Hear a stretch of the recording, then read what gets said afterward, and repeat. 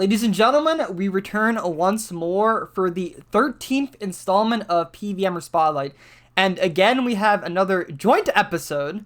Today we're joined with Humblemanwilson, the bald one himself, the Iron Man legend, and Mr. Parkuh, a beautiful human being. How are we doing today, boys? Parker, either one works. I'm doing good. Please, good. Parker's my father. Great. You gotta call him Peter RuneScape. You don't need Peter that. RuneScape. Yeah. Alright, so would you boys like to do a brief introduction of who you guys are as well as how you two met? Sure. Go first, Parker. Okay, I'm Parker. I make RuneScape and sometimes other videos like Pokemon or whatever, just whatever I'm feeling. I've been doing it for a couple of years now. Haven't really just kind of on and off while I do school. And yeah, let the man take over now. Yeah, I am the guy who spent too much time at the worst boss in the game, Nightmare. I have a crazy Iron Man, which I'm not currently playing at the moment, but it's beside the point. Yeah, do the same thing as Parker. Make YouTube videos, try and make him silly, hope people like him, fuck around in game. Yeah. How do we meet, man? How do we meet? How did we meet? The real story? I mean, you can tell the fake one. There's a fake one too? What the hell? Yeah, there's multiple stories. Basically, I used to hang around in a clan, and this was like when the original Nightmare video went massive. But before that video, no one used to come about. So I would sit in general chat in the Discord, in this YouTube Discord, and people would join. And one of them had a picture of Bobby Shmurda as their picture. I was like, I love Bobby Shmurda. That was Parker RuneScape. And before I saw his face, he told me he looked like Bobby Shmurda. He told me he looked like Bobby Shmurda. Obviously, he doesn't. But yeah, that's how we met. There was a lot of people from the call that day that were very weird. Some guy asked for a picture of my feet. Parker didn't. It was pretty cool. But yeah, just hang around with him. Yeah, been hanging around ever since. Just messing around. And that was in a public Discord? It was Ingus's Discord. I would just sit in general chat and wait for people to join, and because I just like hanging around with freaks. It was always funny. There's some creatures running through there. Yeah, you would hear some things. And then Parker joined one day. And they stole my BGS. The story. No. Okay, no. Actually, what it was is I was cute noob. And he was still kind of new, but he was decent at that point. And then he had some bread, and he was like, "Here, we'll do some chambers." I didn't know how to do chambers, and he's like, "Use this BGS," because I didn't have a Dragon Warhammer. And then he's like, "Keep it." I'm like, "Thanks, man." And that was it. That's the thing I used to do. And he's been holding it over my head ever since. I'll learn people stuff, I'll learn them small things, and I'll say, "Hey, man, can I get it back?" Instantly log out. That's great. So just so you could be like, hey, you remember that BGS you stole from me? Yeah. But when am I getting that back? So I haven't been able to log in recently. Oh, okay, yeah. Crazy. That makes sense, actually. Oh man, that's. You max rune crafting and then you don't log in for 2 weeks. It's crazy. Yeah. It's crazy. That does make sense. At least it's done though now. Oh yeah, rune crafting is one of the harder grinds mentally. I'm done. Hands are clean. I don't think that's the worst one for me. Honestly, I think Slayer's worse. Really? Slayer was the last 99 I did, and I enjoyed every second of it. The one I hated the most was probably, I'm gonna say thieving, but it was just because when I was getting closer and closer to maxing, I was just like, I don't want to do these skills, but I have to the max. So the one When did you do thieving though? When the coin pouch was out? Yeah. So when coin pouch was out. Yeah. There you go. And I was jumping between pyramid plunder and doing arty nights because I was just trying to mix it up because I was bored out of my mind, man. I would click 5 and like there was no coin pouch. You just literally Ardy nights, click 5, watch a film. Don't even have to look at the screen. Yeah. The golden age, man. And it's even better if Yep. you have like a foot pedal too. Yeah, but I mean, I've got a life, so I may have 800 million XP on an iron, but I do have limits. I set them. I wish I had one. That's the limit, is the foot pedal. Yeah. Yeah. It's 500 hours at Nightmare solo. No, I bought runners for rune crafting. And just sitting there when you're like you have to sit there for like an hour. Like it's like I would do like 1 hour max, and you just have to sit there and like you like go to get a drink of water, and they're like right there. It's like they're just like pulling up on you, and you're just like, dude, I just like sucked, but I'm done. So long break now. We can swear on this, right? You can say whatever you want as long as it doesn't Okay, get me good, canceled. Yeah. Well, no, I won't do that. I just wondered about. You know, you never know with YouTube. I've already had problems with them. With You me never know saying- with him too. Yeah. Oh yeah. True story, right? I had a video that went up, and I didn't know about the 8-second fuck rule, right? So you can't like say fuck in 8 seconds. So I upload it, and they problems or whatever. I cut the first fuck out. Upload it again, didn't watch it back. By cutting the first fuck out, I dragged in a second fuck into the first 8 seconds. So I had to re-upload this video like 3 fucking Oh times. gosh. Yeah, go on. Sorry, it's off No, tangent. that's completely fine. I mean, typically the videos I upload, I try not to include swearing aside from the podcasts because we're just chilling, just chatting about RuneScape and other stuff.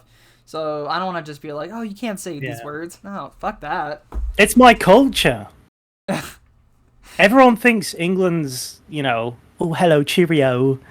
But in the north of England, everyone swears. I swear to God, like, you will go out on the street and I will hear fuck before I hear hello. I believe that because one of my best friends is named Perceptivity. He's from the UK. And he fucking swears a lot. And whenever he plays, what is it, Valorant? He has told me stories of how he's punched holes in his wall just from playing Valorant. I was like, oh, I mean, that's just a whole other thing. I know. I don't have that issue right now. I think I could. I think the wall would win. Yeah. I remember there was a kid in was it middle school, and he got really mad and punched a wall. And let's just say the wall won because he had a broken hand afterwards. Mm-hmm. Yeah, I broke my hand punching the floor. Did you? Yeah. Why'd you punch the floor? Because I was playing this like it was a Wii U game. It was called Mario Chase. We were over at the friend's house. You have like I think it's like 90 seconds or something like that to run around like the little area. And there's like 3 other people that like chase you around. They're like the Toads, but you're Mario. You're running around, and if they catch you, then you lose. And I swear to God, there's like 0.3 seconds left, and my brother just comes fucking flying out of nowhere, just nukes me. Hand was in a cast for a couple weeks after that one. I'm good so far. No broken hands yet. I haven't broken a bone yet, thankfully, but I feel like those I are have. numbered. You have? Broken. You can see on the camera. Broken my nose many times. I've broken fingers.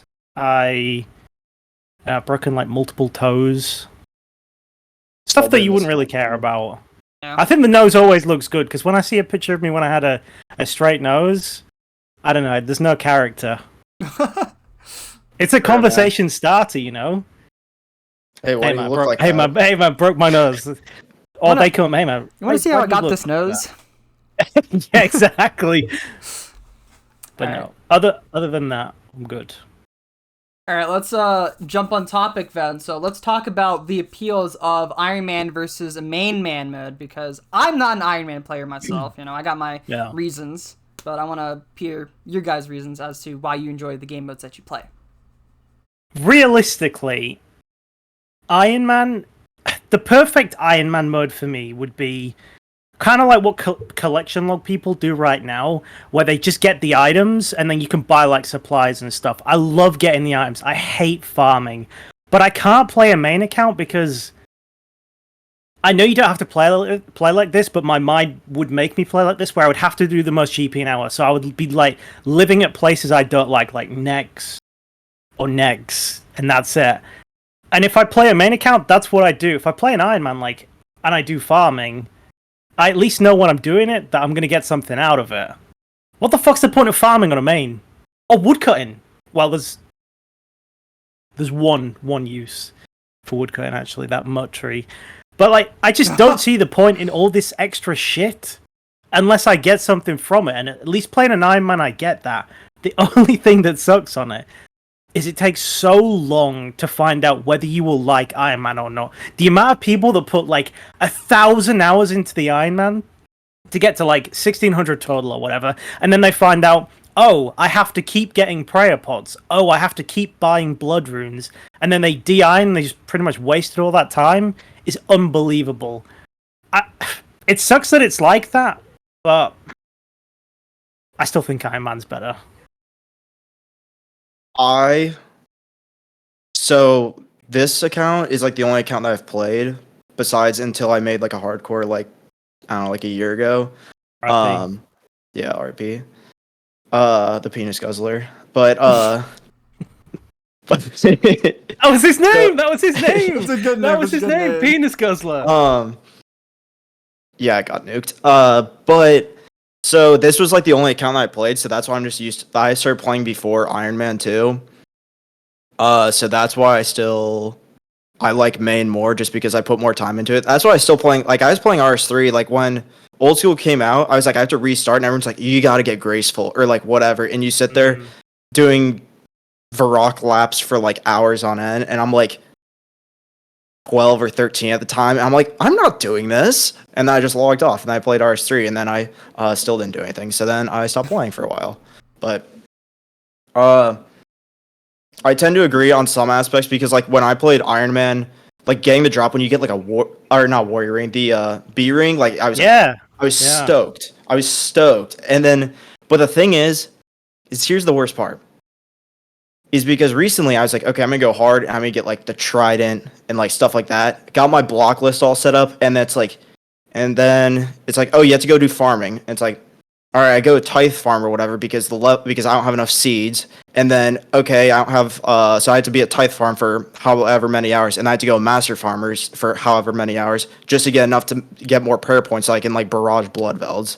That's the thing where I'm like, dude, this sucks. And then just to get the trident, and it's like, well, now TOA's out, so it's like I had to go get the staff or whatever and like try and do all that. But it's just like a lot of like, it's one after the other thing with Iron Man. You finish one thing, you're like, I can play the game, and you realize, oh, there's another thing I have to do as well. Yes. Making it sound like One Small Favor 2.0. That's exactly what it is. That's exactly. The more insane you are, the further you go in. Like, just, I mean, people think it ends at being maxed. On a main account, like, sure, but like, you can be maxed on an Iron and have nothing. Like, have absolutely nothing. You could still be in rags, you could have Jackal. The only reason I would play a main account is if I could speedrun Inferno without having to do tutorial, but for some reason, they won't fix that shit. There's been many, many ideas on how to get a tutorial. It's dumb. I'm not going to go off about that right now. But that's the only reason why I would switch to speedrun solo content. But man, like, I think I would do Inferno, and that's about it, because resetting CM Tech isn't fun. Scouting for VTV, or I mean, you just buy them at this point. But it's like, unless you've got bills, which, I mean, I'm pretty sure everyone here has money, so it's inconsequential to us. But it's like 5 mil a fucking VTV. And TOA, I'm not speedrunning. I'm not speedrunning TOA. If anyone has seen Kirby do that shit this week, it looks so boring. So boring. There's like one person doing everything, and then the rest of the people just kind of sit there and shoot. Kirby's insane. I don't know. I don't know what is going on with Kirby. That guy has just he must just be able to, like, after stream, like, just hit the button and completely forget it all, because one day of resetting shit, and I'm past it. Like the Zulrah thing that he did, I know he spooned the RNG on it, but wow. You imagine resetting 12,000 times at Zulrah? No, I can't, because I never would. It takes like strong mental to go for miscellaneous wrecks like that. Mm-hmm. I mean, you break it down. So you find the science, you do the simulations, you find that exact scenario that you need to go for. So you do X amount of hits. So it's just following that rhythm and then just hoping that you get the RNG. But the amount of resetting required for it is just a pain in the ass. I've never been a reset Andy. I'm always that person that's like, if I want to get good at a piece of content, I want to keep doing it. So whenever some crazy bullshit thing happens, I might be able to survive, or I'm just consistent with it. That's kind of my mindset when it comes to being good at content or being like good and consistently going fast. You just gotta put hours in, and that's why, like I say, I would switch to do Inferno speedrunning, but man, it sucks having 3 tasks. I know you can, 1 or 3 tasks or whatever. Because honestly, if you want to get good at Inferno speedrunning, you just gotta, in my opinion, you just have to sit in non-Slayer, like you just have to do normal Inferno with no Slayer task until you can just understand where every possible spawn is, or like how to drag stuff right, and that's gonna take so long. Because if you're getting tasks to go fast, like say you're trying to get the sub 65, which, let's be honest, with Missouri, you literally just keep rigor on. Some people still, I understand it's harder than that, but like if you're getting into it, you're just going in a burning tasks wiping, and it just, the way 15 death, you just die at 15, it's gone. And then you have to do Torah for 7 hours. Yeah, when I was going for my first sub 53, because I was Obliv Diary at the time, it was, when I started it, it was a total of 8 months of grinding on and off. yeah. And I did a little bit of off-task practice, but eventually I moved on to tasks only, and that was just, it was terrible. Terrio was not kind to me. I think that there are 2 systems in the game that I think are bad. The run energy system and the Slayer point system. I think Slayer points should be gone completely. I really do. I don't understand it. And like, this is an idea that I had. I haven't really thought too much about the consequences of it. But why not with combat achievements? Like, just pick one. Like at Master Combat, if you complete the Master Tier combat, why can't you just pick 1 Slayer task a day?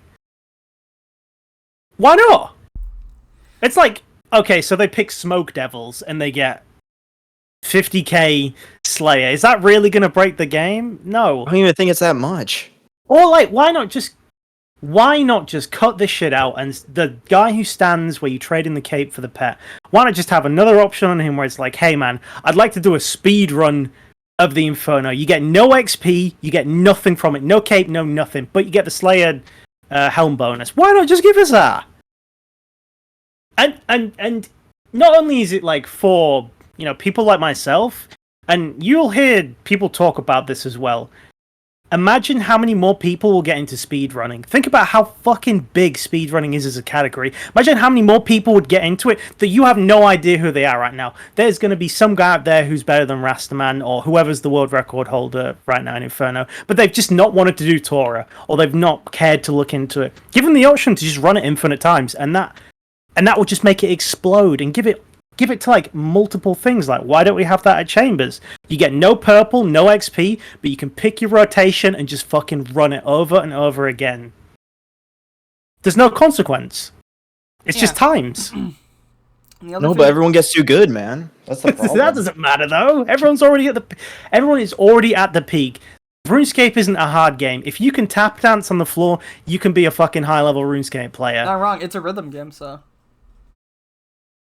Everyone in here knows what that fucking 1-tick sound is. I can be downstairs and I'll still hear that fucking prayer on-off sound constantly. And if you don't, like I say, if you don't give any of the rewards at the end of the content, people who aren't interested in speedrunning aren't going to do it, and people who do it aren't going to pump shit into the game. They're just going to put out content or enjoy the content more, and it expands the life of things that are already in the game, because we're not getting jack shit this year. Not true. I did.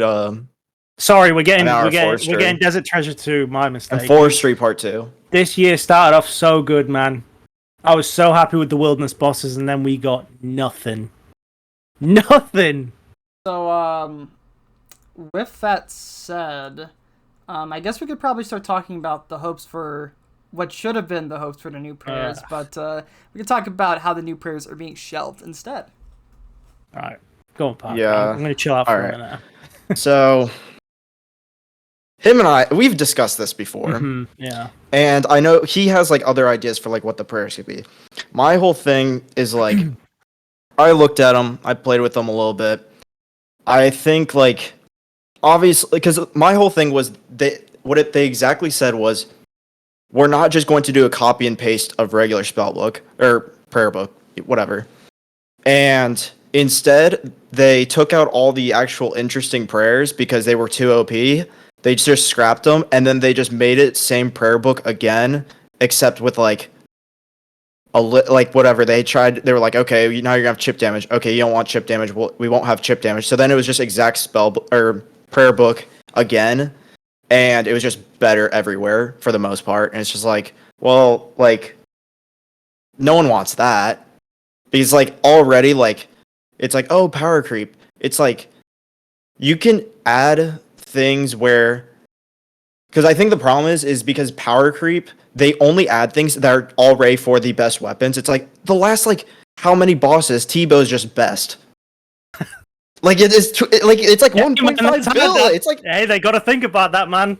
It's like that. It's like the highest like it's ever been. Like besides like release, but like it's just best everywhere. It's like all right, staff like very good, but also it's going to drop in the next few years or the next like year or so because it falls out of TOA's ass. But yeah, regardless, it's like okay, Scythe. It's like Scythe on Crush. You can have Ink actually be decent, even though it's like some of the rarest gear in the game. And I've done 1,000 of Fasani's Nightmare, and Damon finished the set. He did 1,000, and he did not finish the set. I don't have any of the orbs. All the orbs, like besides the Eldritch sucks. Like the prayer book, just make it actually like interesting. Back to the prayer book, just make it like interesting, and don't just say, well, it's power creep. It's like, yeah, it is because you're only adding to the most powerful things. You can like add like side grades, and I think that's what they're kind of missing on. Like that people don't just need like the best stuff. You can have like a boss where something's like the best at, or it's like whereas like that what was the idea that you had? There was like one where you did like bleed damage. Well, so I don't remember. Yeah, you had a couple ideas for it where it was like actually like niche stuff.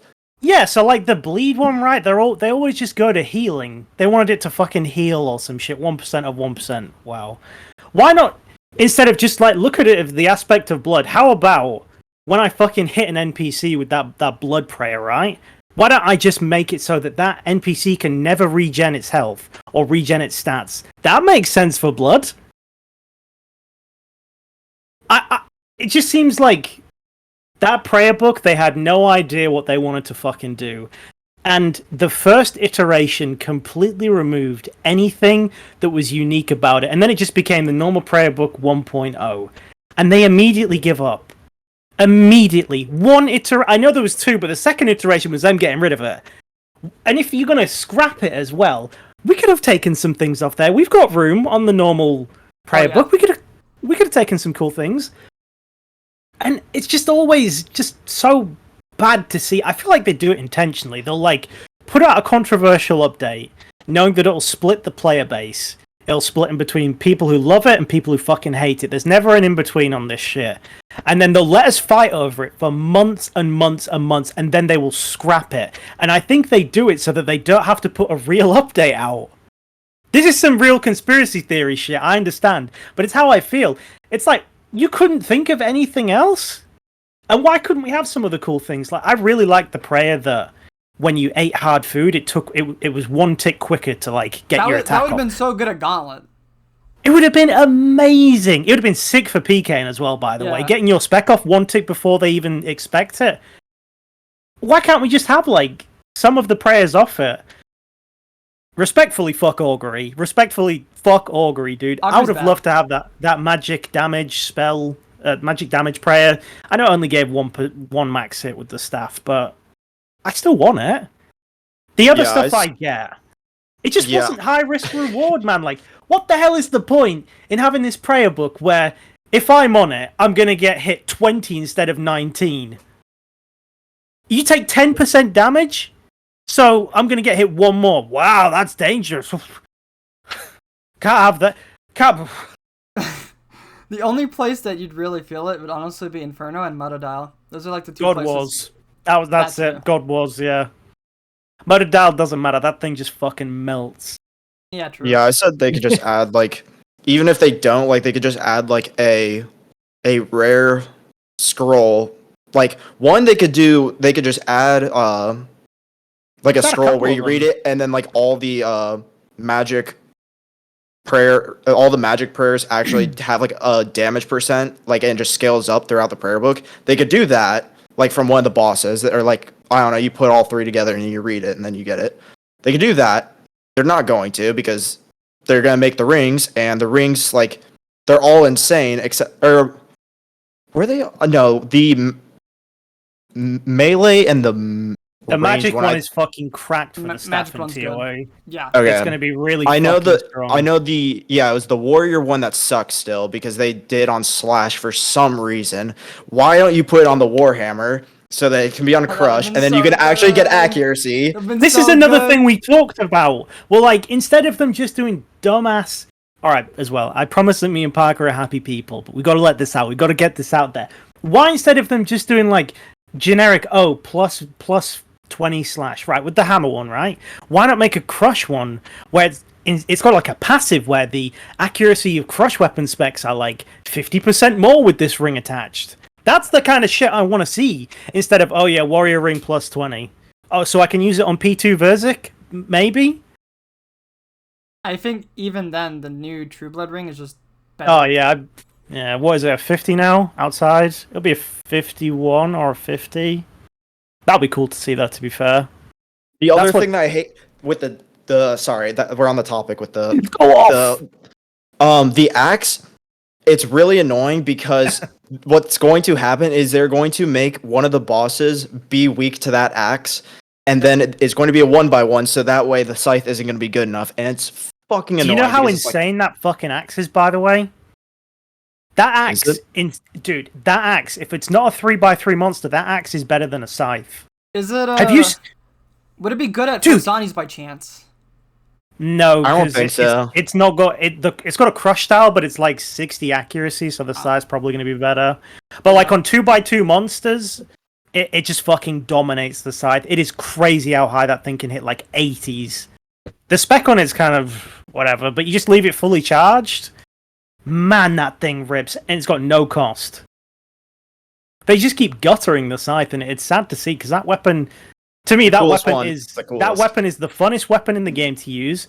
Because with Ranger Mage, you're fucking so far away, it's whatever. With the scythe, you can like dance around, and just seeing the massive hit splats, like the multiple hit splats. Like anyone here who has done Tob and you've chopped bloat, and you have seen a fucking huge rip, it feels good. Oh yeah, it does. I never get the same feeling with the T-bow. Big hits just feel good, and that's especially why the ZCB is like one of the best feeling weapons to use. When you hear that it's just like... I wish I had that thing, dude. Alright. I don't have it in me. I don't have it in me to go back to next right now. I wish I had that. I got the Void Waker, and that thing is fucking insane. I love that weapon. Yeah, Void Waker is so nasty. So a couple of things regarding new prayers. They said it before, which was they need to spend more time with the new prayers. They need to treat it like they're treating sailing, where they're putting in like a lot of blocks and just like, fleshing it out instead of trying to rush it. So honestly, it was a good thing that they just shelved it, because to rush something out like that is not good. The only thing that sucks is just that to present that at the start of a year, and then that's the expectation, we're going to get something like that as a reward. We're going to get some scrolls. Moolah. It gets us hyped for the bosses, and then it's like, oh yeah, we're taking this away, and we're not really filling the gap with anything else. Now we're pissed. Now it sucks.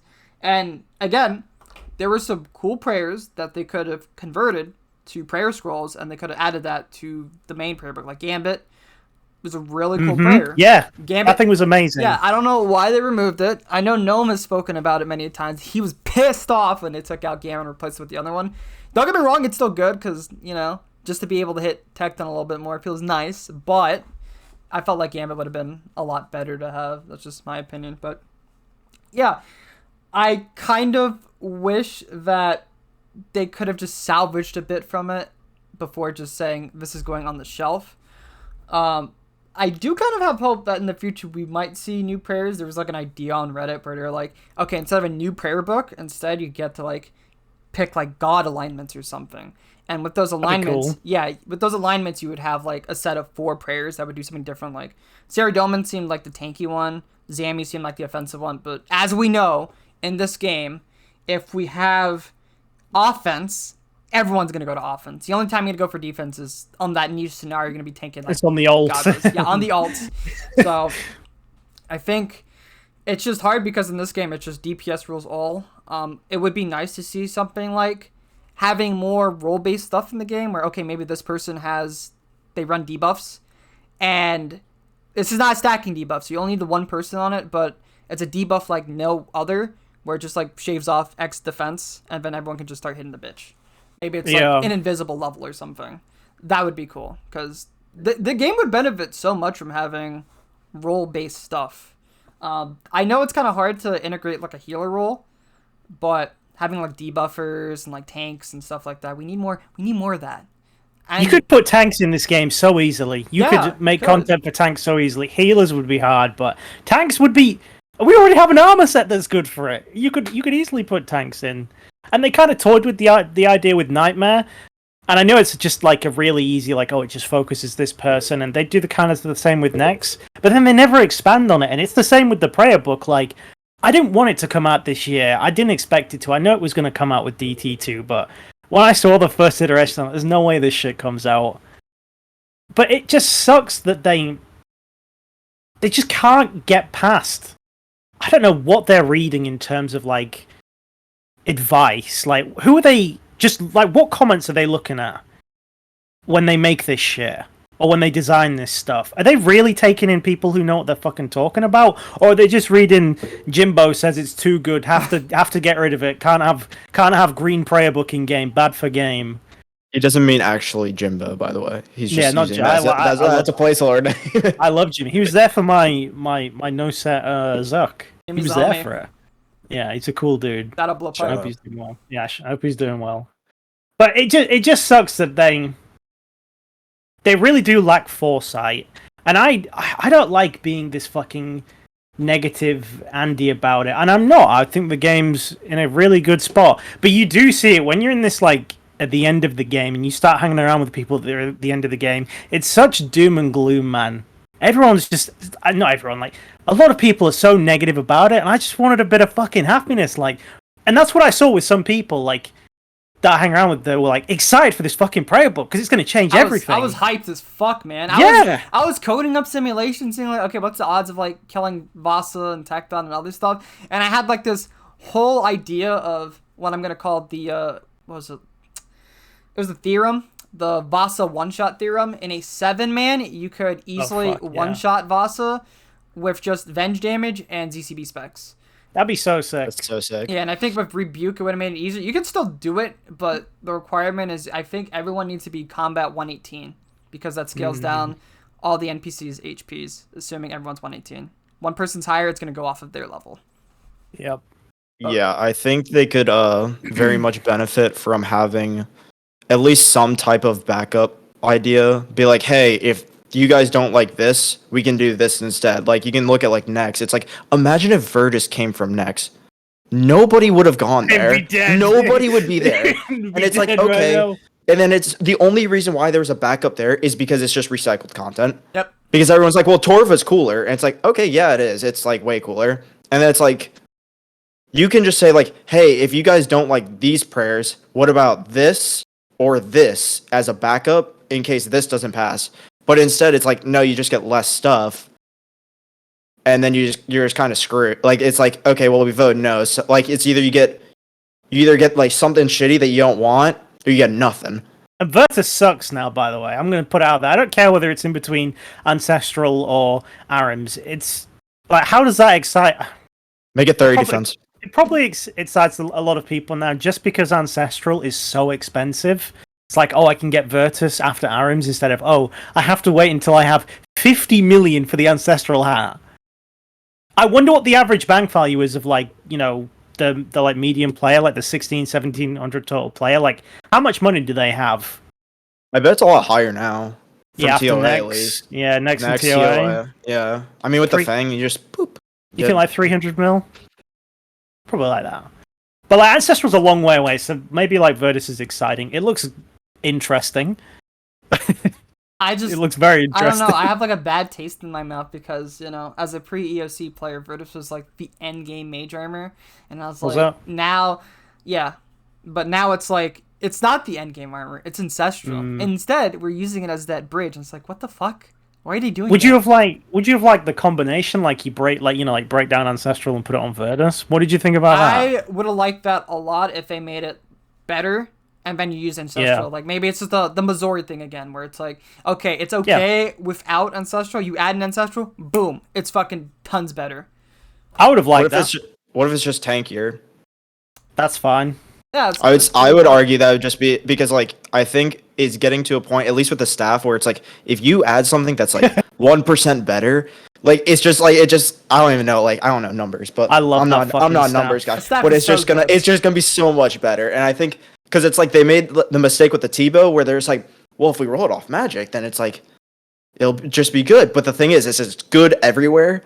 And then it's like, and they're kind of making a similar mistake with the staff. Not entirely.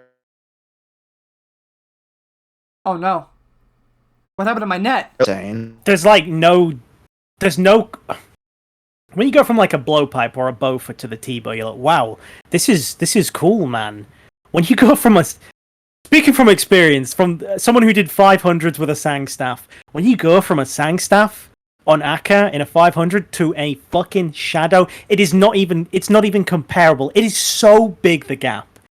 It is so goddamn big. And these like little small upgrades to the staff, like it makes the Sang staff a bit better, but the Shadow just fucking snorts it. It's gonna be so... I fuck it, juice the Shadow. Give me it all. I want to hit 90. I say even if you just added to Virtus, it's like, all right, this is gonna be the tankier part, like how Arma is just the tankier version to Missouri. They could have just done something like that. It's just kind of like inverted, and then tank mage, right? There is no tank mage armor, right? It's just there's split bark, which is like, yeah. Again, like I said, but it's like if you do that, it's like, all right, I'm taking like everyone's gonna use it because. Like, it looks pretty... They can make something cooler than, like, the regular Virtus instead of just recycling old-looking stuff. They could still have the original Virtus and then just add it to Ancestral. And then they could have had it be like, all right, it's tankier. So it's like, it's going to be better at General Guardor. You will probably use it at Zami as well. I know that people use T-bow there still because of, like, Masori just being way tankier than Ancestral. But it's like, you could do that. Yeah, you could do that. It's like, all right, now it's like, actually like viable, like T-bow's still viable everywhere else, but it's like it's little things like that they, like instead of just like doing that, it's just like, no, what if we just do like an in-between? Make an in-between of the occult. The occult is insane. They need to nerf spread the occult, out. Man. Yeah, I think they should just spread out the magic damage from occult to like other things. I would say like armor, magic armor especially. Just spread it out there. I think it'd be very beneficial if it did that. Well, it's like that, and it's like, you know, we don't want to be like, oh, Iron Man update, but it's like, dude, the only reason why there hasn't been in between is because they're like 300k, and it's the best DPS upgrade that you can get. It's just like is crazy. I can't believe they've left it. I'm 100% down for an occult nerf. I'm 100% down for it, and then replace it with something that is like a bit better than the current occult. I just don't like it being 300k. I'm saying this as an Iron Man who has done the fucking Slayer grind for that shit, and it's brutal. But man, there is no room above the occult, I don't think, right now. It's already too juiced. What do? They should have put it on the boss drop table a long time ago, but they leave it to the little scabs. Those, what are they called, the little baby ones? They're just called smoke devils. Yeah, just a normal. Yeah, they should have. Even if you put it on the boss and barrage them. How much is an occult? Like 100k, 200k? I think it's like nothing. I think it's like 300k right now because they tell everybody what they're going to be. Oh, and you know they're gonna propose a blood occult at some point. You know it's coming. Oh god. They're gonna. Oh shoot, dude! It's almost 600k. Whoa. So bad. Whoa, man. And it's better than an ancestral piece. So Sorry, there's some other things that I want to talk about regarding Virtus. I don't know why they decided, hey, let's take away some of the buffs of the set and put it on the staff and then make those buffs weaker. I was just like, what the hell? Because I thought those buffs were kind of cool, but then he decided to just like get rid of that and just put it on the staff. Yeah. And like the overheal goes from 20% to 10%. I'm just like, what the fuck? Because that would have been really good for Inferno if you're doing like the 50 HP task or just people that are learning in general. You could use that. I mean, now it's like 10% and you only need one item instead of a full set. So hooray, I guess, but still, I just feel like they're just taking more and more away from it. And I'm just like, why, man? Why? It's going to give people less incentive to want to do this shit. I think they're worried that stuff can't pass polls if it's not +1 better. I think they worry that unique stats don't pass polls. But if I say, hey, this is 1 max hit better, people go, well, I'd love that. Genius. Do you not think it's that way? Like, that's why they always do this stuff. Like, that's why the rings are coming into the game and everyone's like, great, love it. Because if you start, it's like that wand that was meant to come out with TOA. Had all those fucking weird effects. Oh, so God. complicated to understand, but some of the effects were pretty cool, man. It would have made things like mage running in chambers would have been something else. You have them in a line? Yeah, it was... You heal everyone? Well, not just that. If you're doing solo run, too. Mm-hmm. But then you also have, like, how would you do Nyla Room, too? Because you have less range, but you now have a 2-tick mage weapon. So it's like you have a blowpipe, and then on that last hit... so fun. Hamehameha on that bitch. So it would be a lot of strategy on that. It'd be cool. Be so fucking fun, that one in the game. But I just think they think the player base is too stupid to understand. I mean, kind of is. Nah. It's like, I had this experience. I played Diablo 4 that just came out, right? Never played an ARPG game before, and I'm having a blast. I'm fucking loving the game. I'm one of the guys on the Diablo 4 subreddit. I'm like, this game's amazing. And then, like, there are veterans saying this game is fucking shit. And it just clicked with me, dude. It's like, those people in the 2000scape subreddit cannot fucking see the aspects of the game that we see, right? Because they haven't experienced it yet. But then, because we're saying XYZ is bad and you should change this, they instantly just attack. And then we attack back, and it causes these fucking problems. And it's why we are, in my opinion, where we are, where they just go +1 B ring. They don't want to create a fight. The only solution to kind of have a bigger player base with like more quote-unquote experienced players is accelerating the early game. Kind of like RS3, because RS3, you can just like... Skilling is so much faster, and just getting the shit you need to start bossing is just much quicker. So you just get that shit done, and then boom, you're right into bossing. Whereas like, also RuneScape, that shit could take months. I would say that, like, or at least just make early game, like, more enjoyable. And it's like, even if it's quicker, like, you can just make it more enjoyable rather than be like, again, where it's like, okay, you have to go thieve for like however many hours to do desert treasure. And it's like, it's just like little shit like that where you can like, they can make like, maybe not mini gamescape, but like at least like something so it's like things are at least a little bit more interactive. Maybe not make it the best XP per hour, but like, or just make it the best XP per hour. Who cares? Whatever.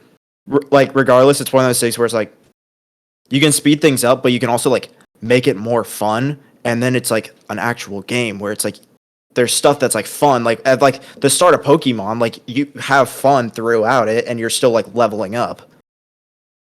Like, it's just kind of stuff like that where, like, I think they could just make it, like... There's more to it than just, like, poking Goblin for hours. And, like, speaking on the Virtus thing as well, like, I never played RuneScape 3, never played EOC or all that crap. I quit in 2007 as a kid. Played for a year, and I quit. So, like, it does suck to see a lot of people hyped to see Virtus come back that remember it from their childhood or whatever, and then it's just mid. Gutted. Because that's what the game is. RuneScape is like so much nostalgia base, and I wish I could see more people excited about this average item coming out. They could have, like I say, they could have just kept the cool little gem effects on the set, and it wouldn't have made it crazy.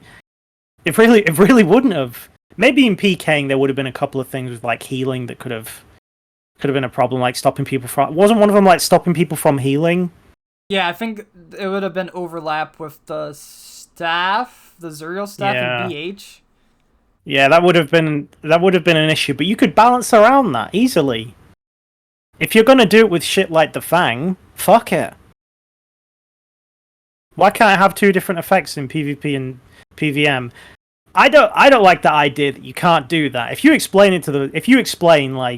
or like put something on the screen, like when you're looking at your armor set, like, hey, in PvP this shit doesn't do this. I think people would happily accept it. I mean, look at blowpipe, 3-tick instead of 2-tick. Did you ever use that thing in the wilderness when it was 2-tick? No, I remember seeing the video from, what was it, Sparkneck, and he was just dicing people. What the hell is this, man? Mad. Or the old Serp helm. Oh my god. The old Serp helm where like people would look at you and you'd venom them. You pull up Bring a it back. Bandos. Bring it back. You pull up a Bandos, dude, and all the goblins attack you. By the time you kill the general, they're all dead from venom. It was so good for Guide Wars, and then they changed it. I was like, why, man? Yeah. But maybe they will add these like effects to Verdus. Maybe something will come out in the future, or maybe it'll be like a surprise on update day. I'm gonna be a happy guy and not be pessimistic. I doubt it. They're gonna surprise us. That is, I feel like we're not in a day and age for them to really throw curveballs at us anymore. Outside of them being like, oh, we got this bloodletter bow or whatever, and then we just find out it's called Venator bow. That's the only surprises we're getting. Outside of that, it's just they're gonna tell us what they're gonna give us, and that's it. Because they know if they try to like throw in some sort of curveball or something last minute, people are not going to be happy because they're like, I didn't pull for this. This is not what I paid for. I'm canceling my membership right now. I'm no longer buying bonds. Suck my dick. I'm gonna go play Fortnite. Is that the game people play these days? Fortnite. Let's just say Fortnite. Yeah, Fortnite. As a young man myself, I play Fortnite. I never played it. Whatever. Neither have I. Oh, dude, I'm good. I'm really good. I've never played it either. I played it all. I've put in some hours. That's probably my second most played game. I think the poll system is like the worst and best part of the game. It's a double-edged sword. It's a double-edged sword. Quote that as I said that. I said no, that. I said alone. that. I said that was my days. quote. The worst and the best week. thing of the game. Because no one can agree on anything, and then the ideas that come out when no one can agree are just bad. Yeah, well, the thing is, the majority of the game, or the majority of players, are like mid-game Redditor, YouTube commenters, like those type of people. I mean, you have like that very small smidgen of like sweaty players that spend way too much time in this game, and they're not going to outnumber the majority. Yep. Yeah. That's how it is. If you're a sweaty player, please leave a comment on this video and let me know. Let me know what you think in the comments down below. I'm never going to ask for that stuff in my videos. I don't have the balls to say like, hey, please like the video. Leave a comment. Tell me what you think. You'll sell your soul a little bit. I can't do it. I've only done that on videos I spent like a shitload of time on because it was the documentary I did on the first 510 completion all the way to 600, which was of my friend Noob Type. Because I put on a lot of hours like talking to different people and assembling it. Wait, hello? Did I DC? Oh, you're back. You're back. Yeah. You're back. I don't know what's DC going for a on. minute. I don't know if it's a net or like what's going on, but no, you're good now. It was a video I put in a lot of effort. It was documented on my boy Noob Type, and I was like, I put in a lot of effort. People enjoy this type of thing. Just let me know, like, comment, whatever. And I was at the end of the video anyway. I wasn't like at the start. Oh, by the way, guys, if you enjoyed this, make sure to drop a like. And then it has an annoying like thing that pops in. And it has the ding noise, ding ding, or whatever. Why am I DCing like crazy? What is happening? Yeah, I haven't done it yet. They heard, man. Jagex heard that you said some things. Ah, Wook's is gonna come dog. Yeah, Wook's is DDoSing you, dude. You were talking bad about Crack the Clue. What? No, I did not. I mean, my brain's too small for it, but I'm not gonna flame Crack the Clue. New Type needs to stream more, man. And if he does stream, that's when I'm asleep. So like, maybe change the schedule so I can catch it. But he needs to stream I've more. in a couple times. He's a fucking animal at the game. He's not human. I've known him for years. He's not human. That guy's a motherfucker. He's insane at the game. Yeah, he had a background in wanting to try to go pro in League of Legends, but the problem is that he didn't have a computer for it, so that never happened. But his peak was Master, and I think that was on like a really shitty laptop. I haven't played League out. I don't know what that means. Yeah. TLDR, one of the highest ranks. Yeah. Not the highest, but one of the highest. Explain Fortnite terms. Yeah. But yeah, I wish we could see, like, say, if we open up speedrun and stuff, we see more people like that. There's so many people at this game that are going to be cracked like that, and we have no idea who they are. I would love to see it. I love seeing the mechanical side of gaming, like the fucking precision clicks and stuff. When you watch some guy like one tick an 8-way and you're like, what the fuck? And then you see them doing it while they're like pathing in a fucking certain way. I love watching that stuff. Oh yeah. I mean, I have seen like there have been like more people who are like very good starting to stream more, which is cool because it's just like and actually like talking too, because it's like you used to just get like hard style just blaring and then they just wouldn't speak for like 15 minutes and then you just like and then you'd be like, oh, this is cool, but it's like, I mean, I've watched like Flash a lot, like do duotabs and stuff like that, like he's always on, but yeah, like, and like he's actually like talking and stuff like that, actually like being a person, so it is cool to see. Like, it's why I think Lake is having such success right now, because Lake's always been a fucking great gamer, right? Yeah. He's insane. He's always been a fucking great gamer, but he's so nice, but then he went on his villain arc. I like to call this his villain arc right now, where he will just fucking call people out in the chat, or fucking roast someone on Twitter, and I love it. I love seeing the venom in him. And look at him now, he's like, I know he's doing the mega scales, and that brings in a lot of views, but I think it's because he's got personality, like, it does suck going on the RuneScape category and see no one talk. You know, I try to be as nice as possible. I don't like egoing people at all. Fuck but I'm that. gonna say this right now. I will fucking go villain arc if I see some piece of shit. No, if I see some piece of shit and it's like this guy is trying to be all high and mighty and it's like, oh, you know, you could have done this in Inferno, bitch. And it's like someone that I know fucking bought their CA task and they're sitting there backseating No Monkey, who we already know is good at Inferno. He's just saying like, you could have done this and you would have lived. And I call them out for the instantly. Inferno streams, dude. They all come out for the Inferno streams. It's amazing. I don't understand. It pisses me off so badly when you have people that try to act, especially when they didn't do the shit themselves. That's what pisses me off the most. That's why I call them out. When I know it's them, I call them out, and because I called them out in Twitch chat straight. I was like, yo, bitch, I know who you are. Fucking trying to act all fucking cool when you bought your tasks. Fuck that guy. Funny thing about this, when he said everyone comes out for the Inferno, dude, I put out like probably a 15-20 minute video, probably like 15 minutes. I don't put out 20 minute videos. There is one clip. There is a single clip at the very end. Has no relevancy. Sometimes I throw them in there at the end. He throws them in there at the end. He throws in like TF2 clips. And I just threw in one Inferno. It was just like us just like talking. And like for some reason, I accidentally like fame ticked a Major Ranger because there was a bat and like kind of messed it up. And he was just gaslighting me, just telling me, no, you need to go out from here. And just like gaslighting me the whole time. I was just yelling at him like, it's not that.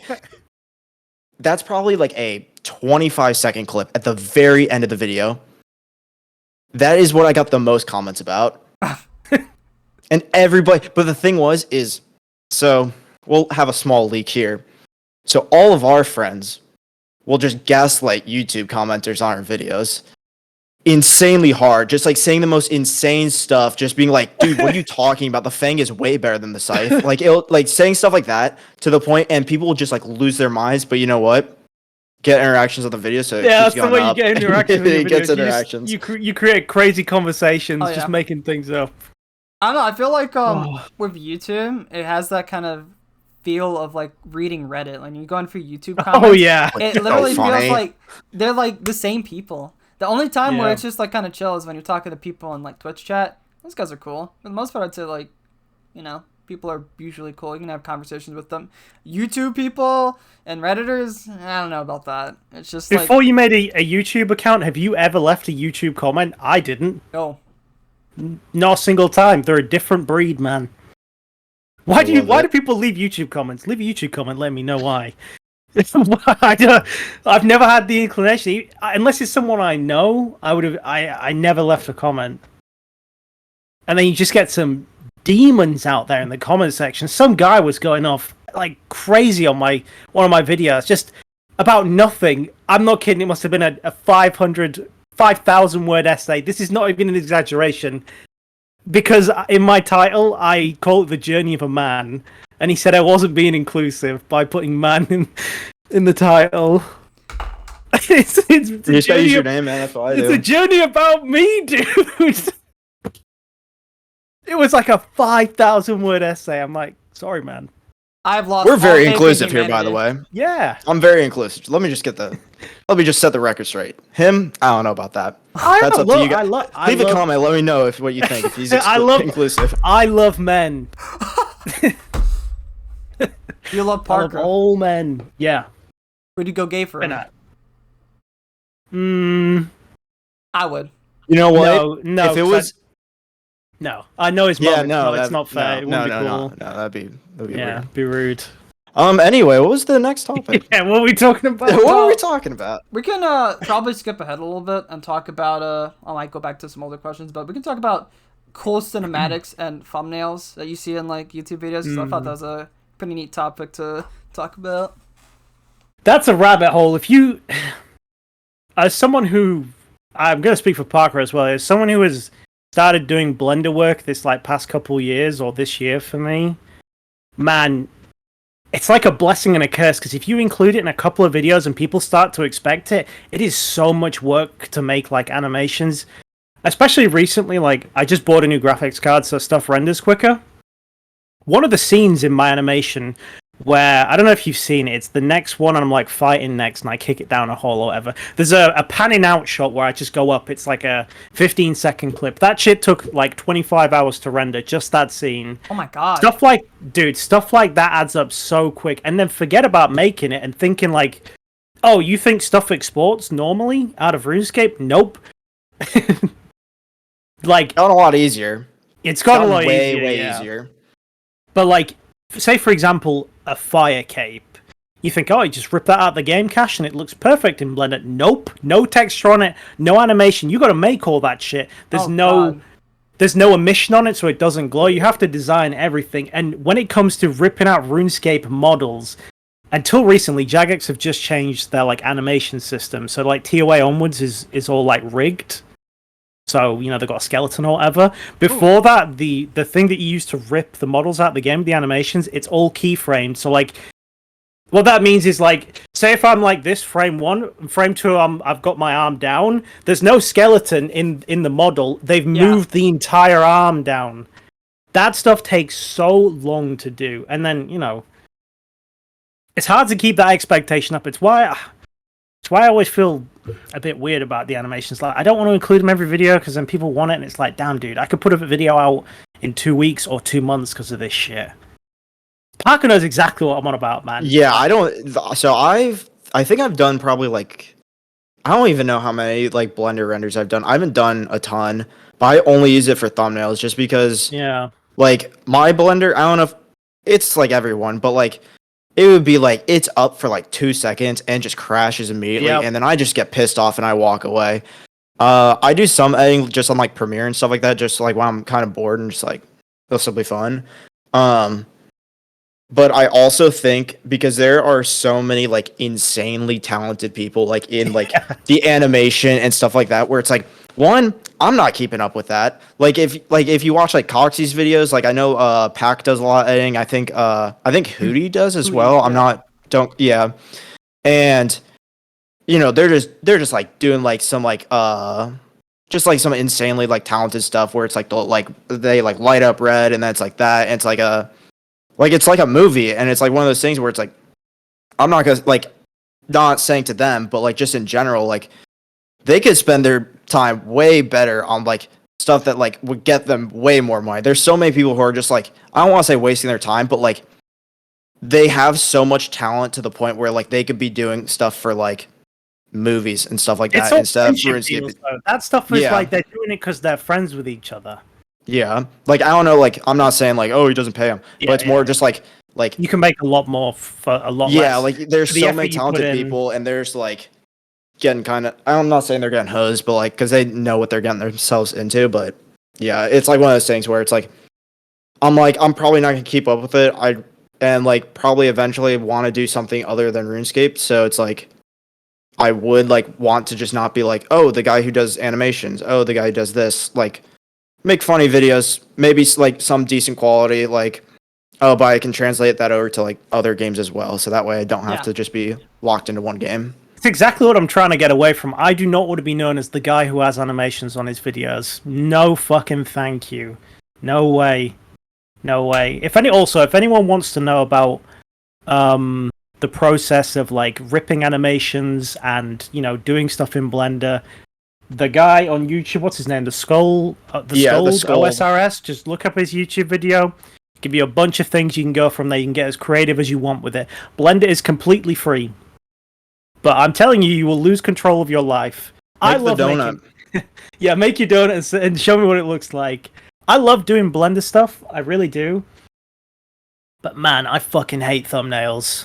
I love thumbnails. We've talked about that. I like doing thumbnails, but I don't use Blender for them. I just use that plugin that lets you change like your animation of your character, and then I just try to like find a good spot in RuneScape and just boom, there's my thumbnail. And then eventually I want to see if I could try to use this green screen stuff as well. But right now I'm just keeping it simple.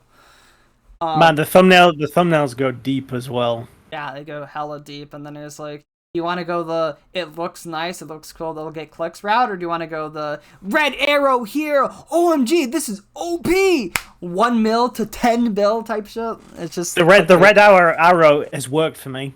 It's worked for me too. The shittest thumbnail I ever made had a giant red arrow, and it was my most popular video. Yep, that was how it went with me in the TOA plugin video. What did you do? Just put the TOA logo on the front or something? It was like grayscale. I think it might have been a picture of words in the background, and then I had like 2 pictures of like just a bunch of plugins on there, and I said this shit's OP. Because there were a bunch of plugins that made TOA super easy, and then it was crazy. Also, thumbnails are cool though for sure, and it definitely gets you the most clicks. 100%. The thing that I say I don't like thumbnails, but I like fucking around in Blender, but then it's like you've got to translate that into a format where it's big enough to tell what's going on and it works on a thumbnail, and that like understanding of the like size difference of the image that you see and what people are going to see on their phone is it's like fucking horrible because you can't make it too imagine if this is just the thumbnail, just my mouth. There's an art to it. I got that on my my YouTube channel, dude. If you know, like how you have banners and it says like, oh, if they watch it on a TV, it's this big. Yeah. If you go on my channel on a TV, there's a little fucking message at the top, but you'll never see it unless you go on a TV. So looks like I gotta go open YouTube on the TV. Yeah, it looks like you gotta go open it. Leave a comment down below, letting us know what the thing was. Yeah, leave a comment down below if you know what sandwich I was eating when I made that. But thumbnails are really important. If I was going to say to someone, and I'm not a successful like YouTube creator or anything, if I was going to say to someone, what should you focus on? Cool animations or a good thumbnail? Good thumbnail. Thumbnail every time. It's good the first thumbnail, thing people then say. good content. Yeah. Yeah. And like, as well, like what Parker says with the creative process of making cool things, the people that are actually good at this put so much more time in than I'm willing to. Yeah. Or they're just they're just doing it for someone else who's already like good at entertaining to people, or like already has a following. Like we got to play the game as well. Yeah. It's a lot, and then we got to edit it, and then we got to fucking put it all together, and then make the animation, and then the thumbnail.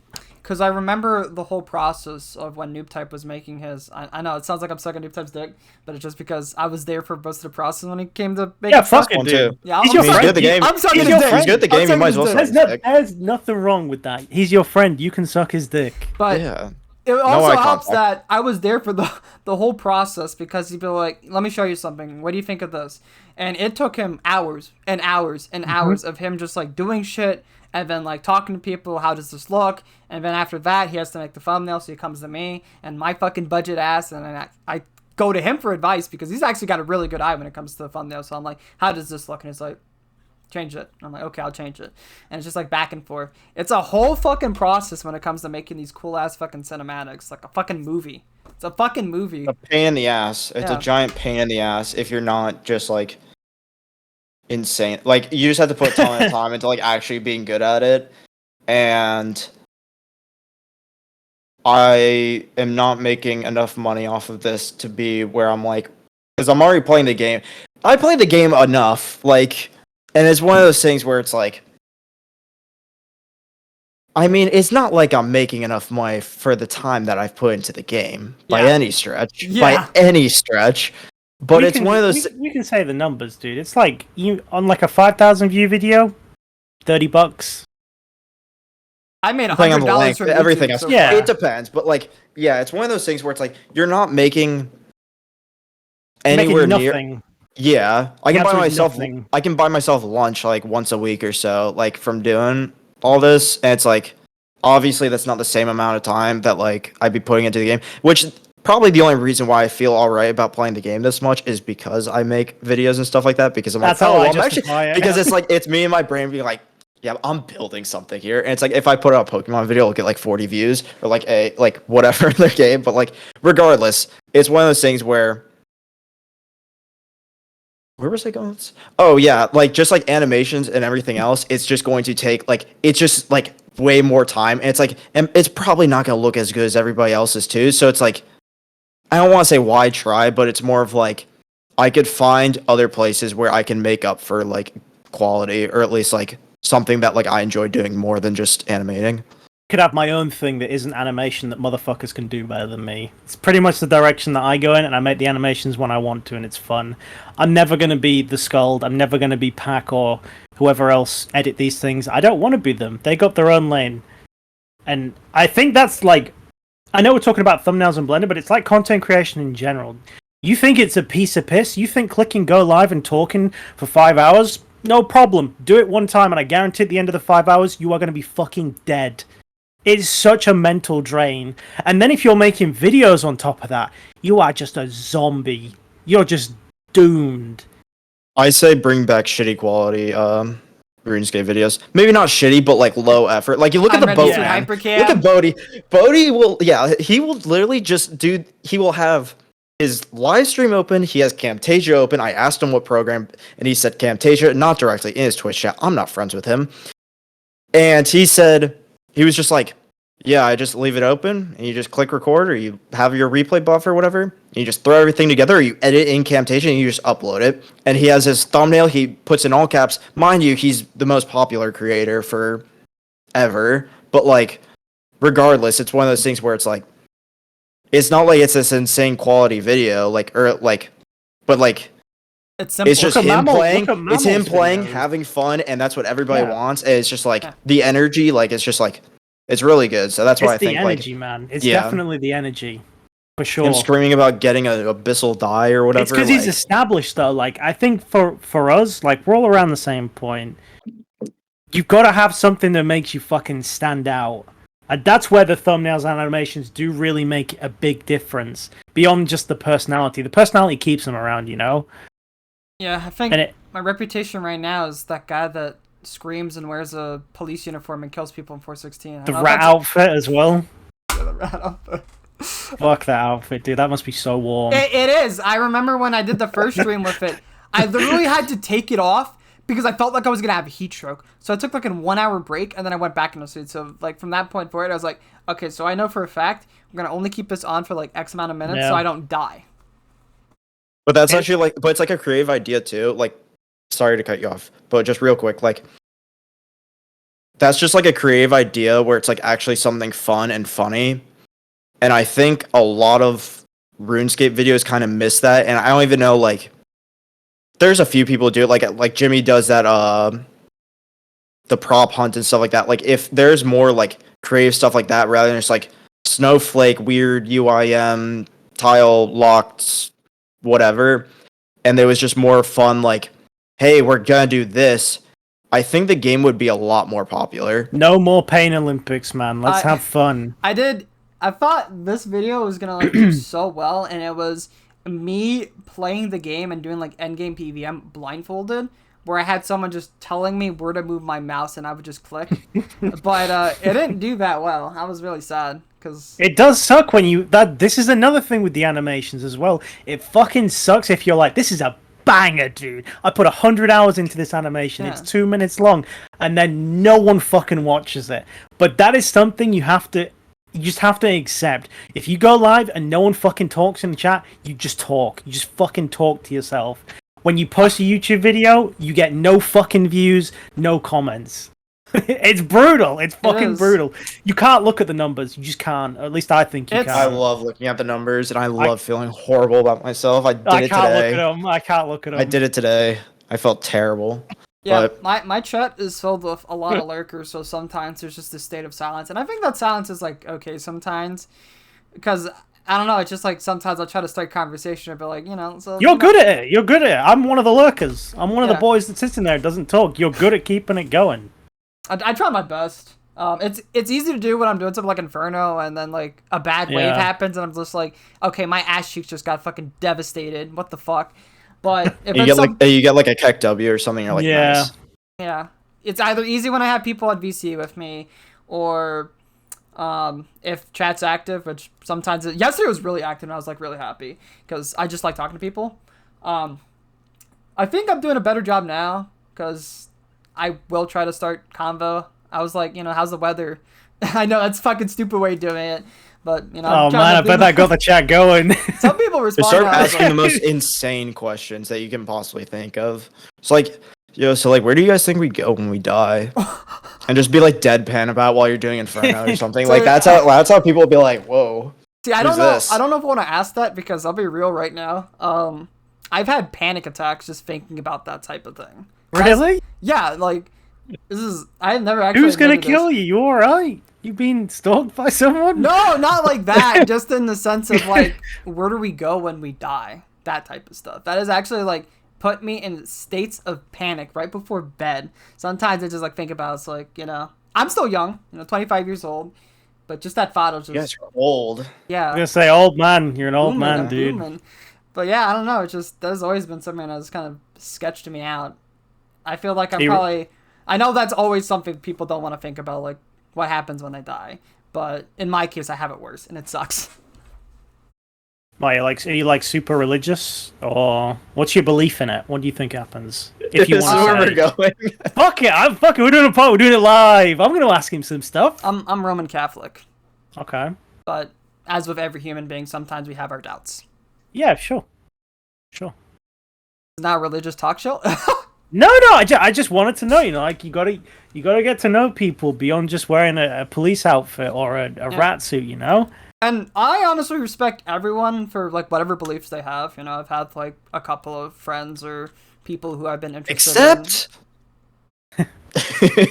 Okay. I keep my stuff out completely. Yeah, but I've dated a lot of different people from like agnostic, atheist. Like that shit doesn't really matter to me because at the end of the day we're all people. We're all living our lives. Everyone's got their own beliefs, right? As long as people aren't trying to like do bad in this world, that's all right with me, right? Because that's As long as you don't like blackjacking, Yeah.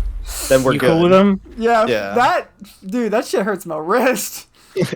We'll bring it back to RuneScape, guys. We'll bring it back. That's the coolest thing about RuneScape, though. There's so many different people, and because most of the player base is, like 25 to 35 is like 90% of the player base. We're boomers. You can have fucking normal conversations with people, and I know there's some freaks out there, but it's fucking cool. I like that you can actually have a real convo with someone. Whereas if you go, like, I started playing BattleBit today, the like shooter game. I want to play that game, but Dude, it's so fun. I wanted to. I was gonna do a YouTube stream of just me going on BattleBit and just like flaming people after I die or they die. But so good. It's so good. Me and my friend Fruit Loop were playing for a couple hours. We just bought it today. You have the death voice chat, and you just fucking scream when you die, and the enemy can hear you, your team can hear you, and it's like proximity based as well. But obviously, the game is filled. This is where I'm going with it. The game is filled with just a bunch of young kids, and it's just a mess. I would honestly love this streaming on Twitch, but the problem is that my concern is what people will say because it's the internet and people say some dumb shit. So that's why I was like, okay, I can do it on YouTube and I'd probably be fine. But Twitch though, probably not. I'll get my fucking cheeks deleted if some guy says some bad shit. I had an opinion about like being worried about what I was gonna stream, and this past I haven't played. Full disclosure, I haven't played RuneScape in well over a month at this point. It's the only way you can play an Iron Man as deep as mine. You have to take breaks. Yeah. So I've been streaming whatever the fuck I want, and it sucks. I'm sure a lot of people can agree with me, where you feel like you have to make a certain type of content, but it's been so freeing just fucking streaming Red Dead Redemption, Resident Evil 2, just having a blast and not caring about it, man. That's the issue with people who start off with RuneScape and just continue Yeah. streaming RuneScape, because we are a niche crowd, and 99.9% of the time, people want to watch RuneScape. There Yep. are a few people who are able to branch out and do other stuff. It's Will and Tasty, for example. They're fucking hilarious people. But that's not the same case with other people. It's just like once you get in there, you're kind of stuck to it. It's like you signed a deal with the devil, pretty much. I know you feel the same way about that as well, Park. You want to do other stuff, but you don't have the balls. I do like me. too. It's not that I don't have the balls. It's that well, at least I might do some soon. You made the but Donkey it's more Kong of, like, video. I did make the Donkey Kong video. I bought $40 Donkey Kong bongos, and they're still sitting in the closet. And That was a sick video. But I think if I actually like made it, if I put as much effort as I did into like my RuneScape videos, then I might be able to do better. But yeah, no, I don't know. It's definitely a difficult thing where it's like I think you need to, at least for RuneScape, it's very difficult where you have to like have a larger than life personality in a way where it's like you're able to like one of like the people that I watch the most is Ludwig, and like he came from just like commentating Melee, and it's like stuff like that where again Melee, like a lot of I would say it's like a little bit easier to get it, like people will watch other stuff that also watch Melee, where it's like, because I also like just watch a ton of Melee too, but it's one of those things where it's like you will be watching that and it's like they're able to like converge a little bit over because it's like Nintendo still, so it's like oh, Mario Party or whatever. But like RuneScape, there's not really like maybe Pokemon, maybe like I don't think World of Warcraft. Like I've seen like people stream World of Warcraft who have like however many viewers, and it's like very low, like without RuneScape. So I don't know, like it's just like you have to have like just already the streaming personality people are watching for you, and I think that's a very difficult thing to actually be able to do. But like because every big streamer or whatever will be like, you know, you gotta start with your niche community. You gotta start with like the small thing, because it's like because that's how you get people to click on your videos like initially. Where it's like my first YouTube video, it's like it gets like 50 views in like 10 hours, but then it's like now it's like okay, it's getting more than 50. It's getting 53 or something. All right, man, relax. Nice. Yeah, because I think my start is, as you said, it was niche and it was CM5s. You didn't really see too many people potting CM5s on stream. That's what I knew you for. The CM5 guy. There was Lucid Dream who would do it like once in a while, but then he wasn't really streaming as much. And then I was like, I really want to get good at this.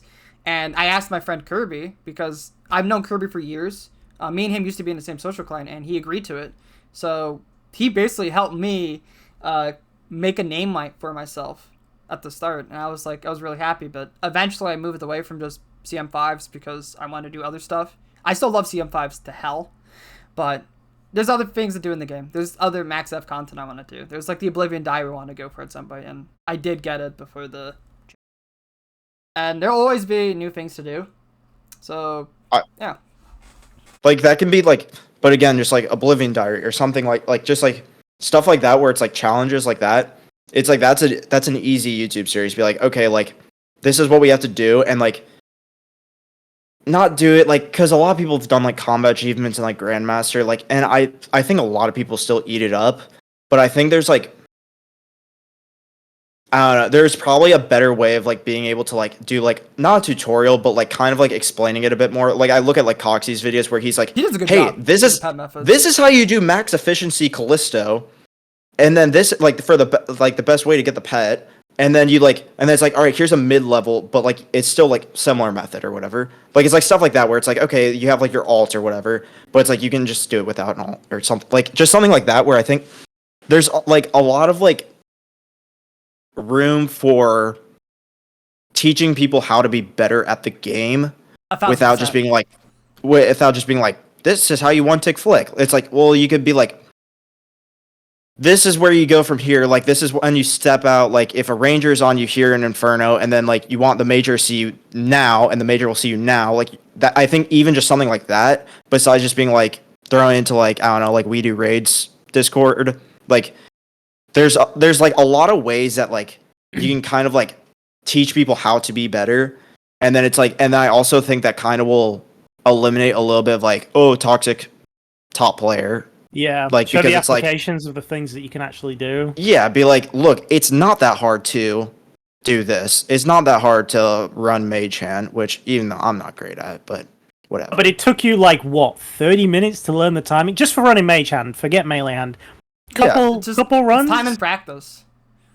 There is some like physicality to it because you have to move a mouse, and some people, sadly enough, have not good wrists, especially if they have like arthritis or other stuff. Yeah. So there is some physicality to it, sadly.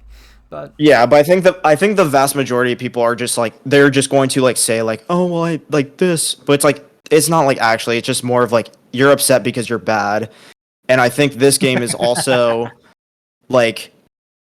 Even though, because it's like, you're not like, it's not a competitive game, besides like PKing, I guess, but like, it's not a competitive game, so the only thing that you can hold on to is be like, I'm better than you at this.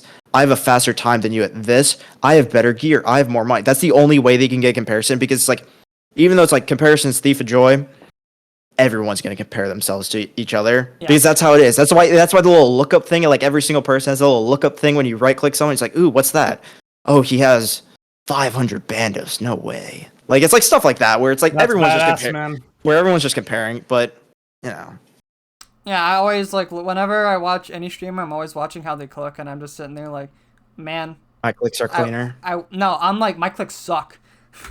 That's how it always goes. Like my clicks fucking suck. I wish I had better clicks. Like they get. I mean, I'm not good at this game. Like compared to you guys, I'm not good at this game. I can't like. If you see me at the solo home, you'll know. You will know. Yeah, we've done thousands of them, dude. You've done like 20. Exactly. But that's the thing. That's what I'm saying. Is like even though like you could be like okay, like I'm maxed, like I have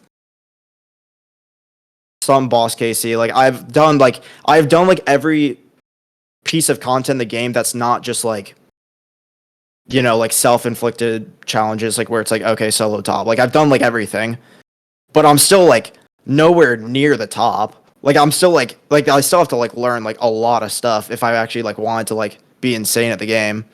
So it's like I think like that part is like because that could also go back into the poll thing where it's like oh well top players are saying this and this like they're toxic, but it's like there's still a lot of people who are like good at the game but aren't insane, and it's like and probably aren't that mean either. I think it's just like you're better than me and I'm mad because you're better than me at the game. I wonder what percentage of people actually use F keys. I would bet more people don't use them than use them. That's the first problem right there, dude. F keys are cheat code. And like full screen gamers, like people think as well when you say like, oh, you don't have to play full screen, that you have to play this tiny client. Fuck that, dude. Just make it a bit smaller. I mean, I rock the tiny client. Yeah, I'm fixed. I hate it for Inferno. That is the place that it is the most. I got the speed demon armor. So I got the arm. I'm good. I have fixed classic. So I have like the original client size because I'm also one monitor Andy. So like I can only have it like in the one corner of my screen, something like that. But I have it. I will say in the corner as well, and I just have all my stream stuff, like my chats right beside my client, and I'll have like maybe my OBS is right below my client, and yeah, that's how I have it. Well, the thing is because that's how I grew up with it. But then when like Zulrah came out, dude, did you try to do Zulrah in fixed classic? You couldn't even see it. You couldn't see the boss. Before the zoom limit extender, you could just see like halfway up the snake. Yeah, you'd be like, oh, I think he's green. You just get nuked. I play in resizable like a quarter of my screen, and it's perfect. And I've had motherfuckers come in and tell me, why is your game so big? And I'm like, dude, it's a quarter of my screen. I can't have it any smaller. My resolution's too high, dude. If I have the classic size, I'm not kidding, it's going to be like microscopic. He's just showing off how big the weird thing. My monitor's so big. I went from fixed to resizable, and then I played on resizable for like probably a year or two, and then I went back to fixed, and now it's like I can't get off of fixed anymore. I don't know why. I would play fixed if I PK'd. Oh yeah, I could see that. If I PK'd, I would play fixed because I don't care about the field of view. But in the PvM situation, the field of view shit, like being able to see a lot more, I think is really, really strong.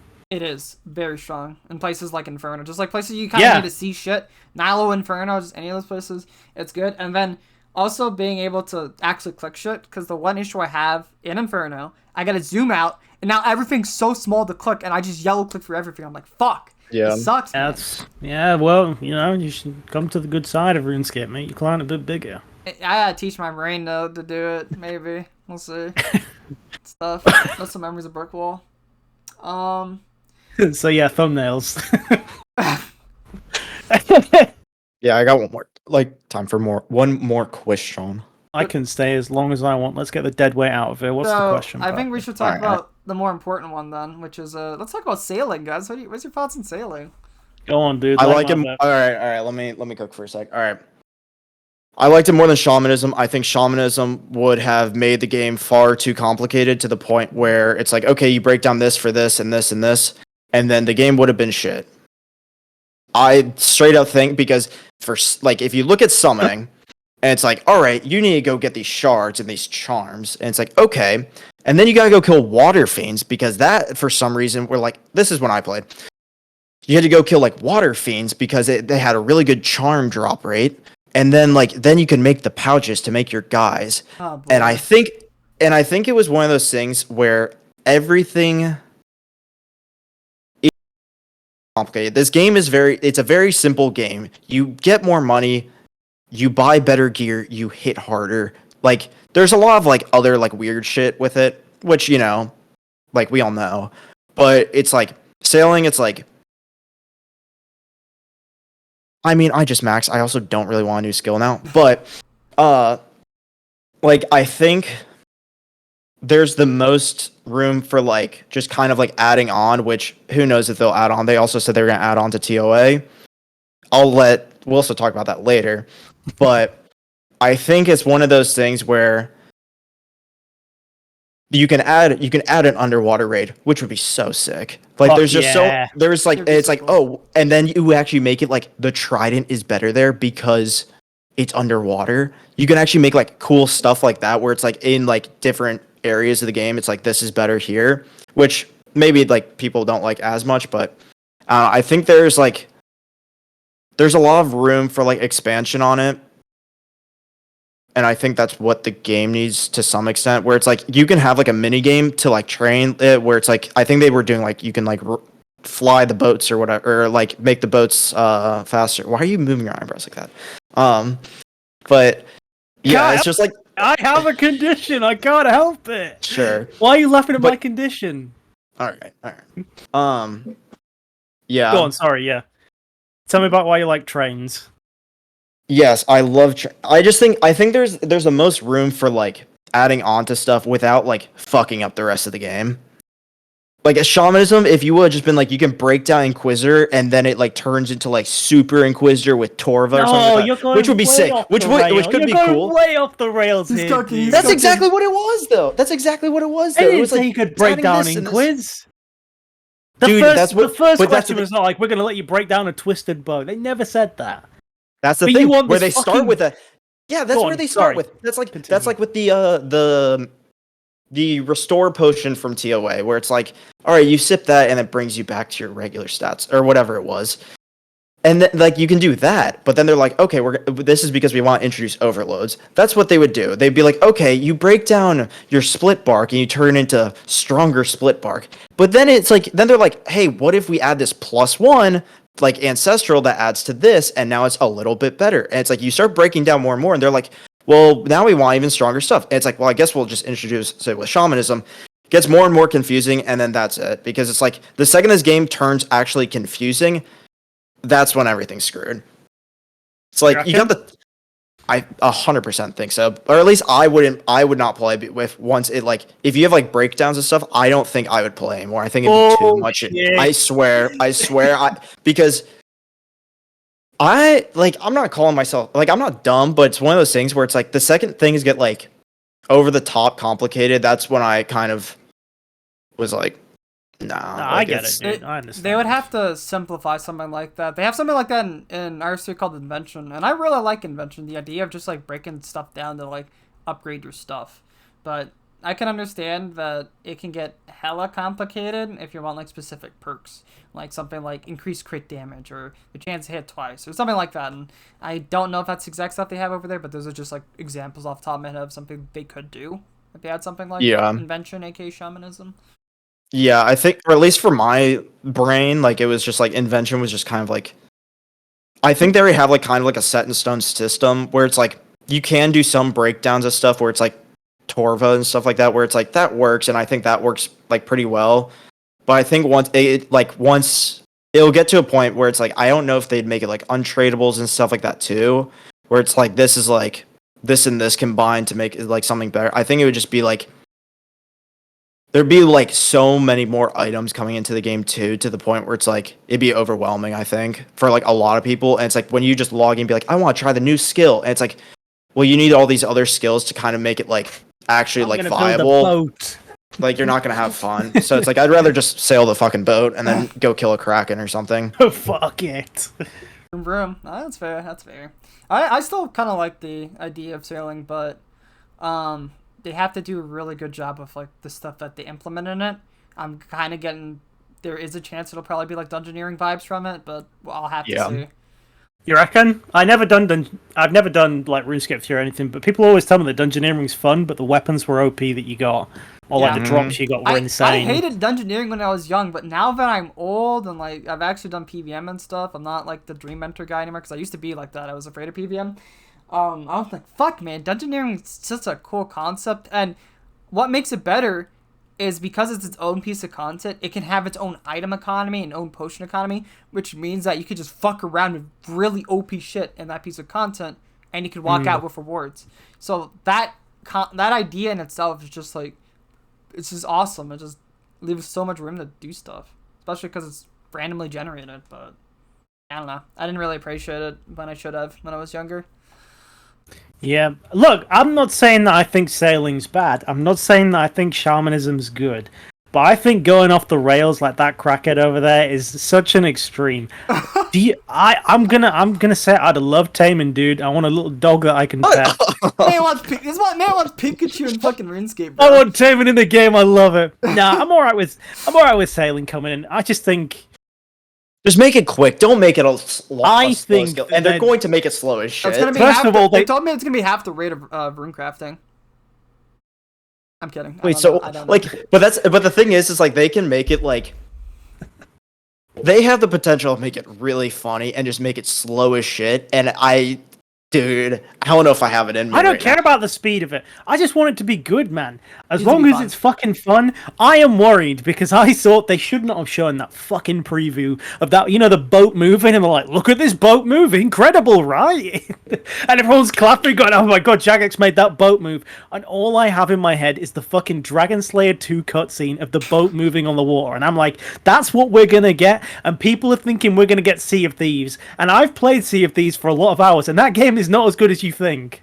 Yeah, I played it recently. That was the first time I played it, and we didn't play it again. We played it like twice. Yeah, well, I think it doesn't have to be crazy. People are like, it has to be this fucking insane skill. I'm like, dude, you know what the other skills are like? It doesn't have to be that deep. Just make it interesting.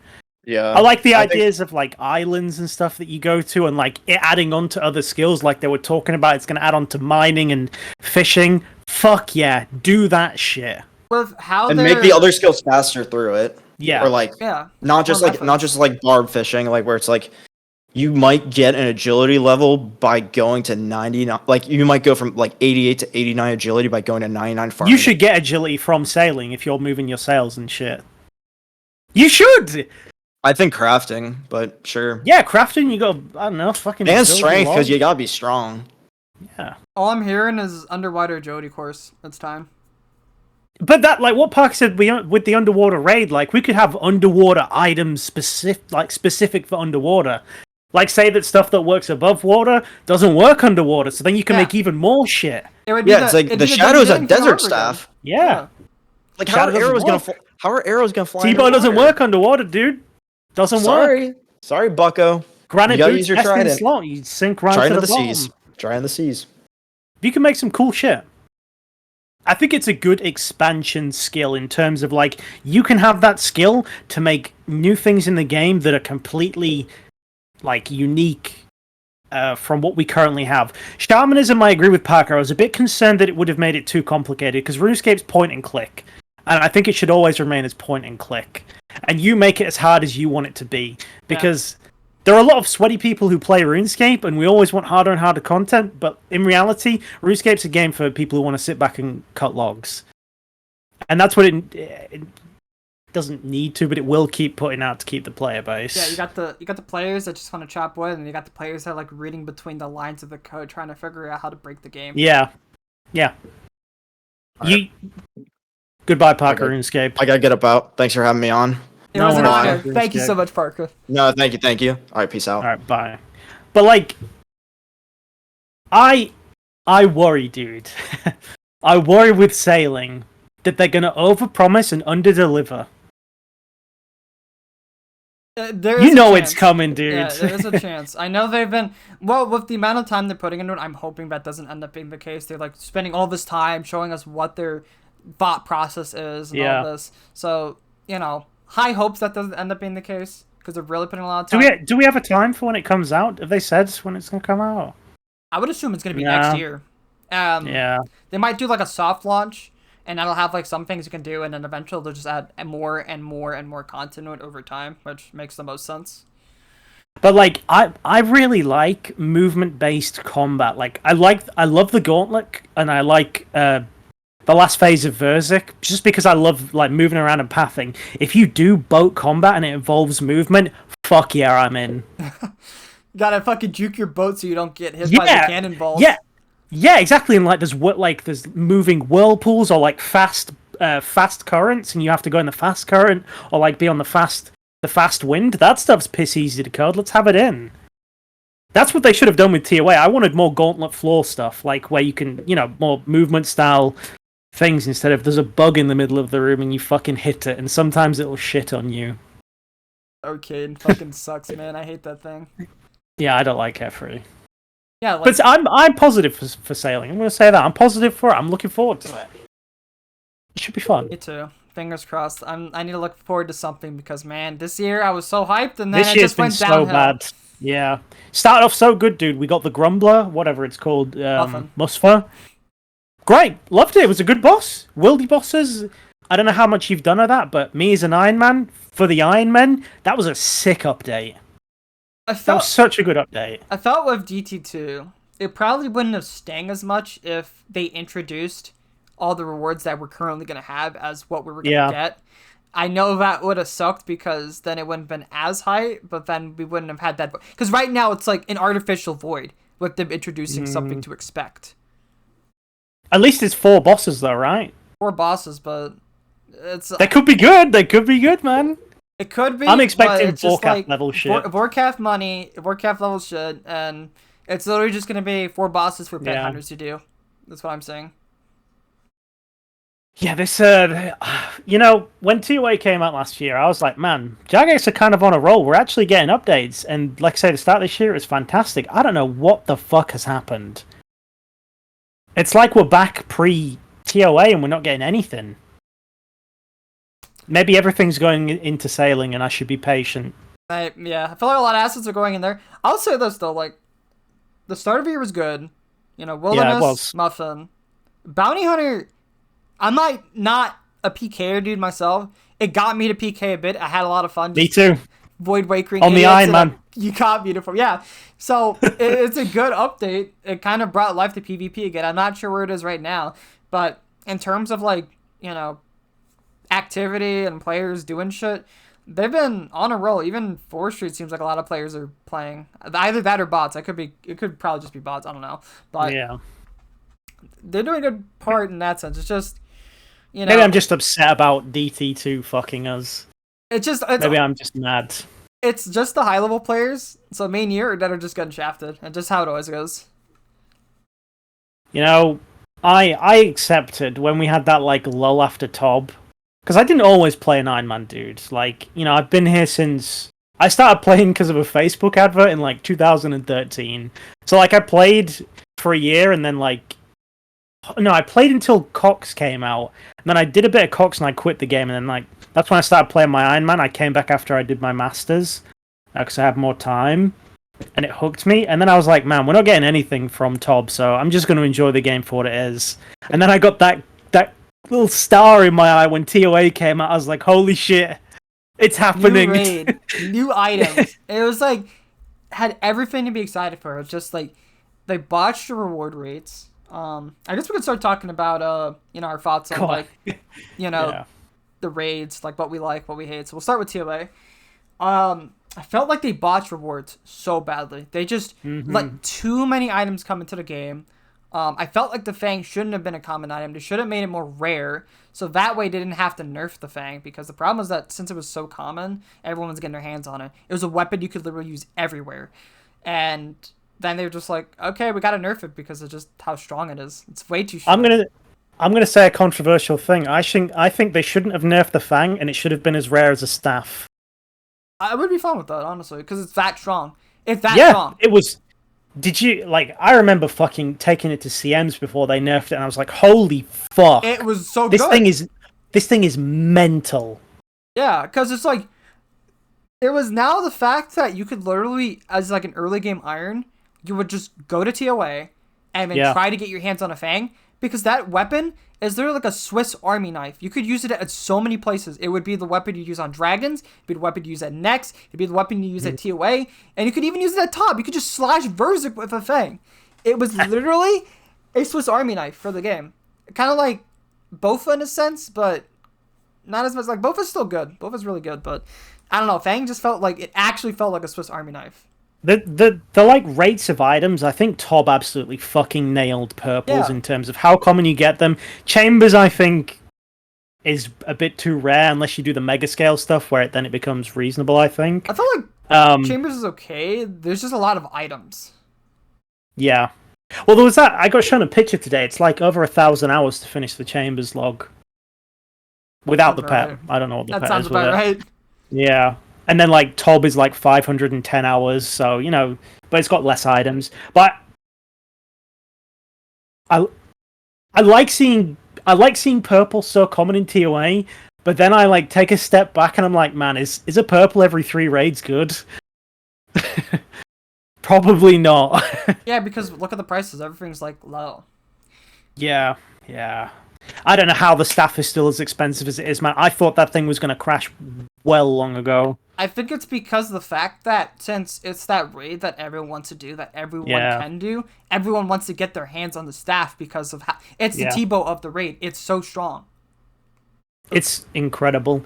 The rates of stuff like, I think the cap should be lower for like point scaling, probably, in terms of like how it scales off of people, because like, respectfully to all my friends who have done TOA with me, they're not that good at the game, but they can come in and do a 300 with me, and we get 8 people in there, and the chance of seeing a purple is so fucking high. And a 300 is not difficult. You can have no insanity on a 300, you can turn off a bunch of shit, and just print money. Yeah, I feel like, what should have happened is something along the lines of, if you put, like, let's say a 400 4-man, 5-man, that would probably be on the same rate as doing like a 5-man CM5 for seeing a drop. Yeah, something that'd be perfect. I felt like that would have been good. That'd be perfect. But I feel like if they change it now, and I don't like their opinion that they think you can't change stuff, and like we had the blowpipe for so long and they just wouldn't touch it. Fuck it, change it now. Change it. We can change stuff. There's still time. We can save things. I think within a year the Fang is going to be under 10 mil. Maybe. And when that thing's under 10 mil, it's not going to be good. I mean, like, speaking for an Iron Man, I think it's fucking cool that you can get a Fang and start doing shit, but it's also bad because you can kind of skip a lot of the fucking cool things that you would do before that, like getting a whip, doing Tob, getting a rapier, getting a lance. Like, yeah, people, dude, as an Iron Man, let me tell you don't want a fucking scythe. I'm looking right at the camera. You don't want a scythe. You can't afford to use it. If you can afford to use it, you're going to be spending hours world hopping, selling shit to shops, then world hopping again and buying runes. And you better hope that I'm not doing it at the same time you are, because I'm buying them before you. You don't want a scythe, so having a Fang is really cool. You can skip all that shit. But then it's like, if you're one of those players coming up and you've just got your Fang, why the fuck would you do Tob? Good point. Because if you haven't done Tob before, or you're just getting into Tob, a lot of people will be like, man, this is not fun. But then, obviously, I always say, like, when you get past that, like, 50 KC, 100 KC, you learn that Tob, excluding Inferno, is the best team content in the game. I know you like CM5s and I do as well. But I think I started with Tob for speedrunning. That's what got me into late game. Was Tob Tob. is so fun just melting shit. Nyla King is probably the only... Nyla King and Soda's Egg I don't like, but man, when you appreciate Nyla waves and you start like fucking seeing in the Matrix like shit's coming, like holy fuck, I knew that was coming. The synergy between like different players, that's like what I liked about that room, is that you synergize off of each other, you play off of each other, you make decisions knowing this person's going to go here for clean, this person's going to go there, this person's going to hit these pre-fires. And that synergy, it fucking feels so good. It does. Yes, it does. There's no room like that room. It's so and before the client shit, before like they nuked all the clients, I never used the client. I always thought you were a bitch if you did, respectfully. But like now we can have all the plugins, so you can see the Nilos disappear before like you've even shot it because you're in a party with someone. You can see when they've got specs, so like maybe you spec transfer them something. I don't know why you would, but maybe you do. It's so fucking cool that you have all these group aspects coming in, and Tob and CMs are so fucking fun with. If you're doing CMs with your friends, even if you're shit, it's fun as fuck. In terms of having a laugh, I don't think I've had more fun on RuneScape than podding CMs with my friends. It's just funny watching people die, man. It's just funny. They don't know how to do vanguards, and they step one tile out, and the fucking melee will swing around and put them down. That's how I feel about hard mode Tob or TOA sometimes when I'm with my friends, because the most fun thing about hard mode Tob for me is not the raid itself. It's watching my friends die. Watching my friends die, and especially because I got people trying to kill each other as well. One of my runs. Yep. So you know how the maze is segmented, right? Mm-hmm. I originally did this, and then Jaxter followed up by doing it as well. He took a keg and he skipped across his section in the maze so they wouldn't know, and then he got killed by the tornado. But yeah, like I think TOA is a fun raid with a team. I really do. I think TOA is fantastic with a team. It's the solo aspect that is fucking boring to me, and it sucks. Like moving on from like the raids, I think TOA really does shine as a team raid, and the invocation system's cool as fuck. I wish we had more. Where are the updates? Where are the add-on framework? They need to make changes to the room. There's a... I see if I'm going to get that picture. There's a picture I got posted in Blib that I thought was a good idea. There's still some things they need to make changes to. And the other thing is they can still add more invocations. Where's my invocation where if I both the wardens P2 at the same time, bro? That'd be so fucking cool. That'd be lit, bro. Then you have them like attack quicker as well, so you have to like 2-tick or like 1-tick alternate. Yeah. I'd love that stuff. They actually already do attack a bit faster when you have one of the invocations on, but it's by 1 tick. Yeah. Because it goes from, if it's Elidinus, it goes from 7 tick to 6 tick. If you have Tumikin, it goes from 8 tick to 7 tick, because they both have different attack speeds. But Tumikin hits 10% harder than Elidinus. Yep. I mean, I think if they... There are two big problems with TOA for me at the moment, excluding like solos being boring. I don't think Baba's as big as a problem as people think. I really don't think it's that bad. I think they've been traumatized by one run where it fucking rips you. Obviously, at a certain point, Baba really does fuck you up. But, I mean, we have Red X in the game and they can't get rid of it, so fuck it, leave it as it is. But I would love to see more with the coffins on the wall. Like, instead of them, like, spewing out damage, like, why don't you make it so, like, I don't know, there's, like, some kind of effect. They should buff the boss. What they could have done to make it where there's more importance in that is make it where the boss doesn't ranch you at the start. The boss can ranch you if you let those coffins tab. Like, maybe it has... Like Maiden, right? Faster attack speed, higher hitting, shit like that. And the room would feel a lot more frantic that way. Hell, maybe if all the coffins get open, guess what? Now the bitch is hitting everyone in the room with her attacks. Mm-hmm. That would make it very scary. Those baboons, and I'm going to talk for the baboons that spawn at Baba, need to have 0 defense, because I'm fucking sick of hitting them and getting RNG'd. They need to have 0 defense or like guaranteed hits with certain weapons. That'd be cool. And I think if you're going to imitate Nilo, do it fucking right. If you're going to make these things have insane defense, fucking get rid of it. I would rather them have no defense and then be style defensive. I would rather them go just completely scrap the defensive, make them fucking paper so I can take a Swifty Blade in. the linear HP scaling, or I'm pretty sure it's linear, right? The HP scaling, or like it scales fucking an insane amount depending on like what level the raid is. I think that's way too much. Like when you're in teams, dude, and they have fucking millions of HP. Shaman. You could make that room 30% smaller and it'd be exactly the same but better, and get rid of that fucking pillar. You said smaller? I got just the image for you. Look at that. Oh yeah. I saw this in Obliv. Let me see if I can show it on OBS real quick. Oh yeah, that'd be perfect. So... I might whip something like this up in Blender. You could make it where it still has 4 pillars and it'd be that size. Whenever I see the Afmekan room, I'm like, you guys have just seen Nilo and think, let's times 2 it. Instead of having 3 lanes, let's have 6. Instead of having 4 pillars, let's have 4 pillars and a statue in the middle. I feel like something they could have done to differentiate the feel of Baba and the monkey room is a state of panic, right? Yeah. You want to have things that you want to try to protect. I know in Nilo room you have the pillars, but now we've got vents, now we've got pillars. Like, there are different things that they could try to prioritize, and instead of us just wiping, maybe we just take a shitload of damage if we don't focus on protecting those things, right? Something like that. And then for the boss, as I said, instead of doing something where it's like, it would just be protecting the coffins, otherwise the boss gets a big buff.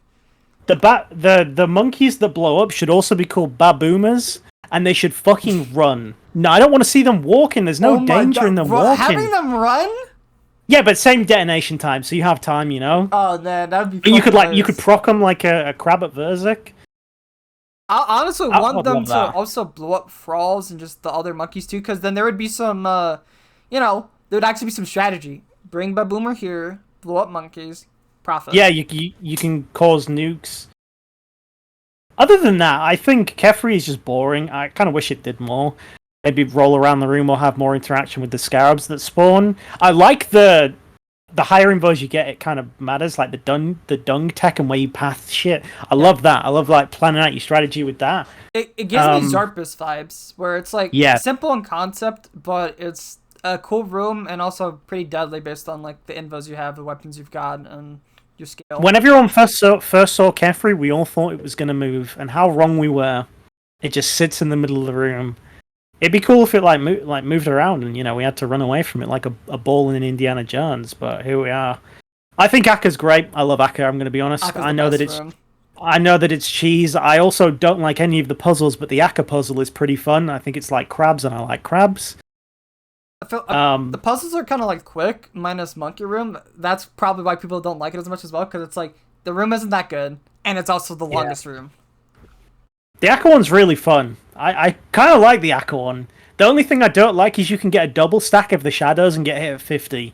Can I get triple? I feel like I've been hit by a triple. Probably, yeah, probably. Yeah, that's the only thing I don't like. But I like the teamwork involved in the mirrors. Yeah, because you can do really fast if people know, like, they see the spawn, they know what to do. Akka's also like the room where I feel like the most technology has been found, and it's cool seeing all the different shit in there. Like pathing to set up when shadows spawn and like only losing 1 tick instead of a fucking full cycle, or like you're on the side of the room and you're fucking dodging the specials completely. I love seeing that stuff. Doesn't seem like there's much of it in any other parts of the raid. And what the fuck is it called? Krondis? No, it's not called Krondis, is it? Zabak. Zabak's whatever. Zabak's alright. I don't mind Zabak. Wish I had more, but I don't know what I would add to it. The suggestion that Hemi said was instead of having it where you range it, the most damage you could get would be mailing it, because obviously that would be fucking scary. Oh, the little chomp? Yeah, the chomp would be scary, so it would be like trying to be on the same tick with people, because otherwise you would get chomped on a tick that you would try to go in for a melee, because your one friend was there on that tick. So you could balance that really easy as well. You could do like damage scaling on distance. So if you're in melee distance, you do full damage, but then like 1 tile back, you lose like 5%. So it would then like also promote you doing fucking wave skips on the front line. Yeah, exactly. I know they didn't intend to have waves. I know they didn't intend to have that, but it's a fucking cool thing that you could do. Yeah, I thought that would have been fucking great if they made that a melee room instead of a range room. When Hemi's told me, I was like, oh fuck, that's actually pretty good. Chomp is dangerous. It is. That could also be like, thinking about it right now, that could also be a way that they could deal with, like, I know they were talking about there's nothing they could do with the blood prayer, but you could also make that blood prayer on the scrap prayer book, where, like, if you hit someone or an NPC, make it an NPC because it might be a bit strong on a player. If you hit an NPC and then you make it move and you drag it, it bleeds. Like how if you get bit at the back and you move, you bleed. You could do stuff like that. It doesn't have to be massive bleed, but maybe you could build it up so, like, if you have 10 people hitting it, you can, like, create a crit if you do enough bleed stack on it. There's a lot of things you could do with bleed, but let's be lazy and scrap it all. Maybe we'll make a return. Who knows? Yeah, the chomp's really fucking cool, though. I have died to the chomp quite a few times. I can't sit still with the old ADHD, so when I'm in the back, I'm like fucking clicking around, and sometimes I'll click forward and it'll one tick chomp me in half. Put me down. Not good. But yeah, PoE is good, Top's fucking amazing, and Chambers, man, solo Chambers at Ulm is so fun. There are so many things you can learn. It's so deep. People are just terrified, and they feel like 4-1 is impossible. I'm like, man, it's really not. It's like it was an oversight, and they went with it. And that is like one of the times the best decision. That was the best decision they've ever made, because that's just a show of like them supporting emergent gameplay is the term I think it is. Yeah. Yeah. There's like so much depth in solos, and even in teams, there's like a lot of depth as well. It's just like on a different level, because in teams it's more just like paying attention to your teammates' HPs and trying to like not overkill stuff and stuff like that. In solos though, it's just like all this cool shit that you can do, like the solo run. Like we've got to the point where the shadow run's fucking cool. Yeah, I love it. Absolutely love it. Because mage running used to be really boring. Yeah. You know, and now it's sick. And like for me as well, I'll often bring in way too many fucking switches and then I'll have nothing left. So you can, on the last phase, just be perfectly doing fucking shadow. Like you can do the fucking shadow and side. What is it? 20. I saw the name of it being like 24-0. And I'm like, how the fuck is it 24-0? You know what I'm on about? Where you like scythe it and shadow it and it never hits you. Never get hit. Yeah. Dude, that shit is so cool. I love stuff like that. Wouldn't it be? Is that 8-0? I thought it was. I don't know whose video I watched. I know it was 24-0, and I'm like, that is not true. I think it's 8-0. Maybe they were counting like the triple splat, as a fucking hit. But yeah, Chambers is just, man, that raid it's broken, it's busted, but man, it's aged like fine wine. It is so good. I personally think that on a mastery level, Chambers of Xeric is the hardest raid in the game, but entry level tops the hardest. Just because there's just so much depth to Chambers of Xeric. Are we including solo top? I would say so, yeah. I could include solo top as well. I don't know, man. Solo Zarpus is fucking hard. Maybe not as much now with Torva. With Torva and Bloodfur, it's not as bad. Okay, solo hard mode top. If we're talking about that, okay, that's probably the hardest thing in the game. Yeah. I understand what you're saying, though. Like, Chambers is real mastery, and it's beyond just, like, knowing what the like, for CMs especially, it's beyond just knowing what shit is going to do. It's knowing what you're going to do when you get to that bank chest, what you're getting out, and how you're going to get it out, and remembering the fucking order of stuff. Yeah, that is, like, one of the cool things about Chambers is there's an emphasis on inventory management, and, like, how you bank your shit, too, because if you want to be fast, you got to know, like, at an endgame level, you need to know what is going to come out of your chest, and you can abuse that by moving things in your inventory to know, so these 6 items are going to go here, and these are the 4 items I'm going to bank. That's the first thing you'll see when you take people to CMs, and you're like, we got to go quick. They will immediately destroy their inventory. Yeah, I know. Whenever I bring new people, that's always like, the one thing that's going to be hard is inventory management and banking. If you want to get good at it. Vasa. They die at Vasa as well. Yeah, that too. Vasa is an S tier room in Team CMs. Like, that is the hardest room behind Ulm. Just because to do that room perfectly, it is fucking hard. You gotta lose no ticks, because if you lose a tick, then you're gonna be off cycle, and there's a chance you're gonna miss a bow shot if it goes to that one crystal in the corner. It's like, you gotta fucking play that room perfectly. There's like ways to cheat around them, like when you're going on the crystal, you can do like a partial melee switch, but 99.9% of the time, they're gonna fuck up when they do that room. Yeah. It's hard. This is why, like, as well, I know they talk about TOA being accessible, but man, Chambers is super accessible these days, and that's the one negative about Tob, is even when I was doing it, dude, I don't know if you can do it anymore, but like I sat on 416 and just prayed that I could get a team, and I don't even want to know how hard it is these days, and I know people say you can join a clan, but everyone who plays RuneScape's antisocial. It's true though, like no one wants to talk to each other. I'm hella antisocial, but it's just like on the computer, it's easy for me to talk to people because what do we all have in common? We play RuneScape, so it's just easy to talk, like bounce between talking about RuneScape or other stuff. We're fucking streamers, you know. I think we're desensitized to it, but it does suck knowing that a lot of people can't do Tob because they just can't reach out and get a team. That's what it is. They just can't reach out and get a team because Chambers and TOA do that really well, where you can just get into it, and Tob. That's why Tob struggles a bit. There's no easy way to do solo because... Entry mode is shit. Entry mode is shit, dude. Why not just... This is how I would do entry mode. Exactly the same raid, exactly the same. Same HP, same everything. But just make the bosses hit a tiny bit less. And no death punishment. Like, if you die, you can reset the whole room. There's no fee or anything. But there's also no fucking rewards. I don't know if people would be okay with that because you know how easy entry mode is, but people on Reddit still say, I can't complete the quest because it's still too hard. I'm like, yeah, I know, man. What? Bro, just fucking pull out a DDS. You can literally face tank Berserk and she'll still die, man. It's not that hard. I would say that's like... it's really satisfying doing like perfect like world scything. Oh man, it's so fucking satisfying being in cycle. But I really like it at Verzik when you're like perfect pog tanking. Yeah, man, that is oof. And then you do the reverse pog tank. You go the other way. You fucking stall. You go back the other way. There's one method where you don't even move. You stay in the same corner and you don't get hit by tornado, and it's like a pog tank. Boss is still in place. Yeah, I don't know how to do it yet, but I haven't tried that one yet. I always thought pog tanking would be really hard, and it's not.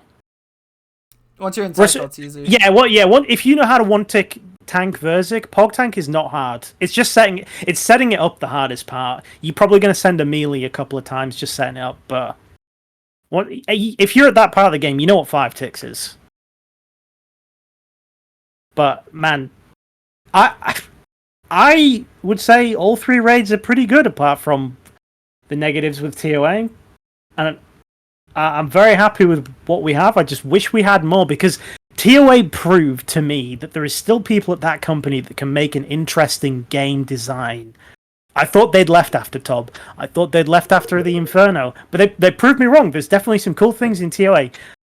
But they need to put their foot on the pedal. We need more. And I don't think Blue Inferno's ever coming out. I keep seeing Blue Inferno, dude. That is a dream that's never going to happen. It's not coming, man. I'm going to say this right now. It doesn't have to be Blue Inferno. But just the idea of a roguelike in RuneScape PvM is insane. The replayability of having like some fucking Binding of Isaac style fucking minigame that gives you some fucking crazy ass things. Because also learning how to like, okay, so you've got these quote unquote like perks that you can pick from.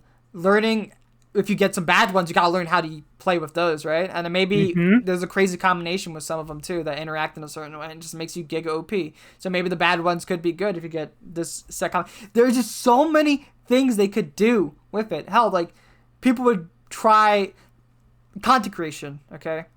Speedrunning, and then you also have people trying to do like funny or stupid builds. Yeah. And still making it work. Whose idea was it? Was Mod Husky, right? I don't remember. I think it was Husky. But just the whole idea of a roguelike is just insane. I think it would do so well in RuneScape. Yeah. They should do it. Yeah. Fuck it. You know what? I'm flying UK. I'm applying to JMod. You know, I'll become a QA tester, become a developer. All right, I will promise you guys, we're going to make that roguelike happen, boys. I'm telling you right now, you wouldn't want to live in Cambridge. Probably not. It's so expensive. Funnily enough, though, if I ever did go to the UK, my close friend would hook me up, and I would just live with him. Because he owns properties. That's cool. So, he would hook me up, but will that happen? It's nice. It's nice over here, man. I've been to America a couple times, and it's weird. Like, it was really weird. Everything's just big for no reason, and the drinks taste funny. The food is ridiculous. The food portions are also big. Yeah, but I think the biggest shock for you coming over here is just how old everything, like all the buildings are just fucking ancient. And everything is a lot more condensed. It's like people think New York is condensed. Okay, go like to an old English town and see how small the fucking road is. It's like that thin. Oh god. Yeah, it's like, you know, it's horse and cart roads. But if we could have, it was in Diablo 4, which is well what I played recently, exactly the same thing. You know, like each dungeon was fucking different, and you had passives that buffed you and negatives that hindered you in the game. Like acid pools would follow you, and then but maybe I do 15% more shock damage. Shit like that in RuneScape would be chef's kiss. And I think it was Husky's idea. This is why off topic. I think the game jam shit that they do is such a cock tease because they always show stuff that we want, and we're like, fuck yeah. I'd love that, and it never comes into the game. Hell, even the damn dogs that they showed off 2 years ago, like, hey man, you can get a bulldog in game or a Labrador in game, and they were like, yeah, we'll put this in game. Where is it? It's a dog! They showed the hairdresser stuff, that made it into the game, so sometimes it makes it into the game, but other stuff, it's just like, where is it? Where's my Blue Inferno, bro? Come on! Yeah. It would give us something to do. Everyone would enjoy it, unless it's like super hard, then you'd have Reddit crying about it. It's too hard for me. Well, like I say, I think this game is like there are a lot of sweaty people who play it, myself included, and I love to go hard and be as good as I can be and master the content. But I think 90% of the player base just likes to fucking chop log. So we never get our own way, and we either have to accept it and play the game as it is, or accept that it's not going to come and move on. Because there are a lot of people who you see playing this game and they fucking hate themselves and like, brother, you should just quit. You should just quit. TOA made a lot of my friends quit who were at the end, which is sad to say. Luckily, I still hang out with them, but TOA made a lot of my friends quit the game because they were like, wow, I waited all this time for this. I don't know if Jagex care about that, but I know a lot of endgame people that were done with the game. They care about one thing and one thing only. Yeah. Statistics. Yeah. Well, they said top was a failure, so... Yeah, they literally said it was a failure because... Yeah, it didn't bring in enough people. Or there was not enough engagement with the raid. Yeah. Inferno and Tom streams were some of the most hyped things to watch. It was great to watch, and endgame players fucking adored it. But at the end of the day, what matters is the stats. Because if they aren't pulling the numbers, putting in like hours and hours of effort into something, that's not going to do the game any good. The game's going to die. And all that's going to be left is like the sweaty people, but us together are not going to fund that game. Yeah, especially people like, man, it sounds like I'm being egotistical when I say this, but I'm not. People who have played the game as much as me or you also have money where we don't pay to play the game. Yeah, I literally buy bonds. Yes. I literally buy bonds. Yeah. I'm grateful that bonds exist because I don't know. Please buy bonds. Please buy them. Please do. I need cheap bolts. They're like almost. I think I bought them for like 8.5 mil. Like 8 mil, yeah. I bought a ton during COVID. I bought a lot of them during COVID when they were 3 million, and I still have loads, so we're good. Oh my god, I should have done that. Yeah. Yep. It's the second COVID started, and I saw how cheap they were going. I just bought everything. Because on the Iron Man, like, if I get a duplicate, I mean, money means nothing to me. I don't care about money. That does suck as well. When I get stuff at raids, like, when I got a duplicate T-Bow, and I was just so pissed off, and people were like, man, why are you upset? It's hard to portray that, like, anger. Like, dude, I don't care about money, I care about time. And I know how long it's taken me to get this item. I don't have an ancestral hat on my account. I have a lot of time on the game, I don't have it. Yeah, I'm at the stage, like, don't get me wrong, I love making money with the boys, because, especially when they're, like, poor, watching them when they're coming up, watching them come up. Fucking feels so good, man. But yeah. I'm at the point where it's like, hell, I was trying to make money just for upcoming competitions and stuff that I want to do for my charity stream on the 29th. So I've got 400 mil planned for like a meme competition, and I've got some more money to spend around for like high risk top, and then for hide and seek. I've got some really good hide and seek spots that people probably would never think of as well, and I can't wait. Is this coming up, this charity stream, or have we already done it? It'll be the 29th of July, so it's coming. How much money have you got? All right.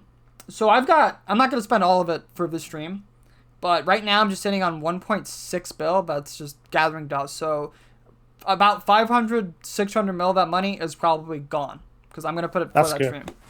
That's a lot. Hopefully, people take part in this charity event. I mean, they've still got like a couple days. Let me see. If I do some math, they've got 21 days about if they want to participate in the meme competition, but it's gonna be a lot of like stream inside jokes. So I know the audience for that's a bit niche because it's like you kind of have to either watch the stream or look at all the quote unquote lore that I put out. Yeah. Because I made a little lore. If you're having a blast though, like people will come. I get it. All my videos are fucking stupid.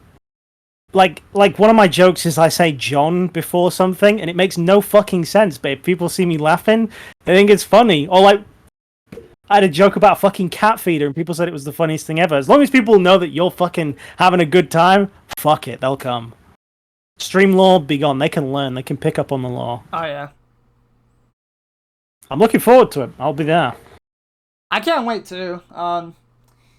I just wish I was able to do a bit more crazy stuff. It's just that I don't think it'd be ideal for me to round 3 of hot tub stream because last charity stream I was in a laundry basket in the bathroom shower. We don't have a bathtub, so I took a laundry basket and I sat in the bathroom shower and just wrote names. You should do that again. Yeah, people that were donating money, I was writing names on it. This time, what I'm gonna do to kind of inspire people to donate is I'm gonna try to rig API where if they donate X amount, it'll either freeze my client, close my client, or just do shit like rotate my camera, randomly press F keys, just a bunch of shit. And I'll figure out what prices I want to do for it. I just have to make sure the quote-unquote PvMers that are going to be participating sign a waiver.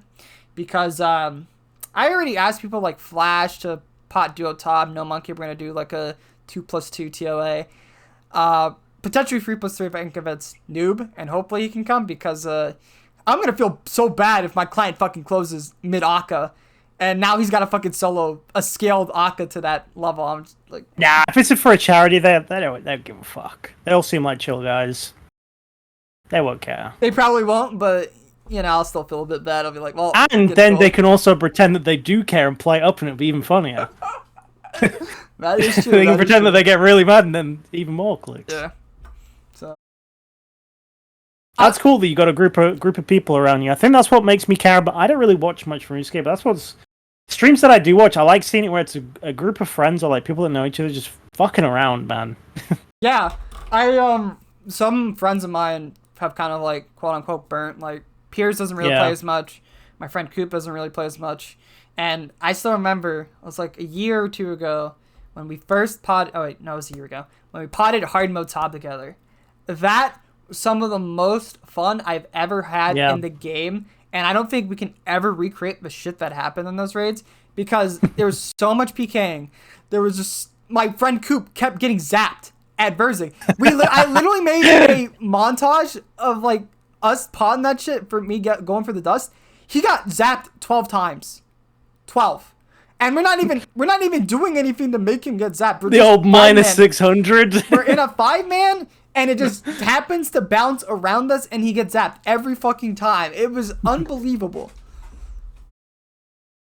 But no, I love it. That's the only thing that really.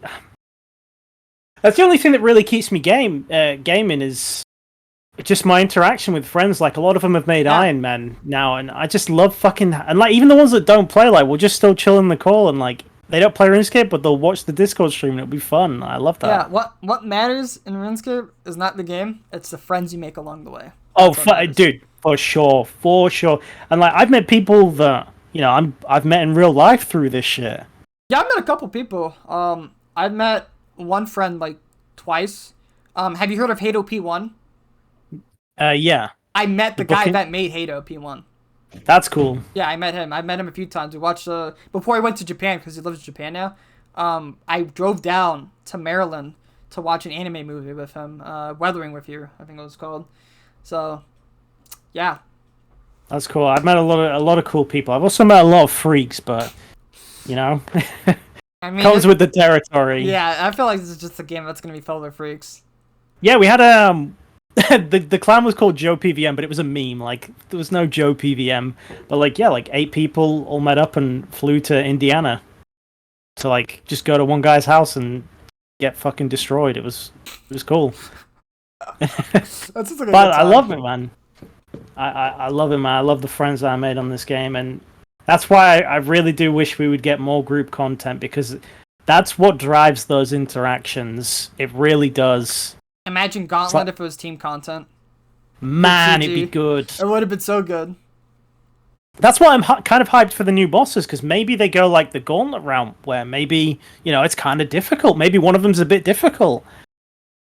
Gauntlet is such a good piece of fucking content. My God. It is. And the thing is, they got normal Gauntlet. People want to do like the baby version. Then if they're like, oh, this is too easy, then they got the hard version. And I think it's one of the better encounters in the game. My only gripe is that this is my fist. This is the wall.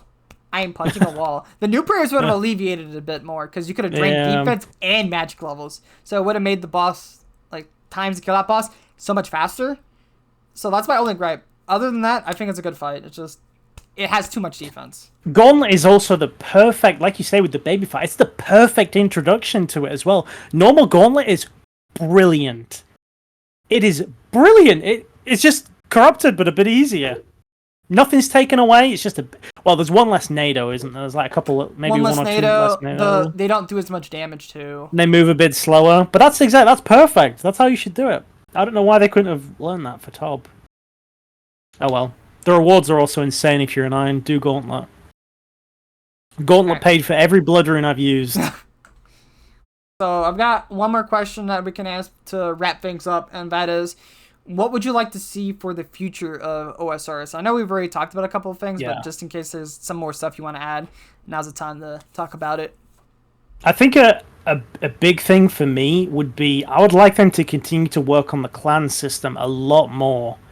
Because right now, all it is just like a couple of icons on a chat. Why not have like subsections in the clans? Or like, when you're searching for a clan, why doesn't it show every fucking clan? Why can you not advertise your clan?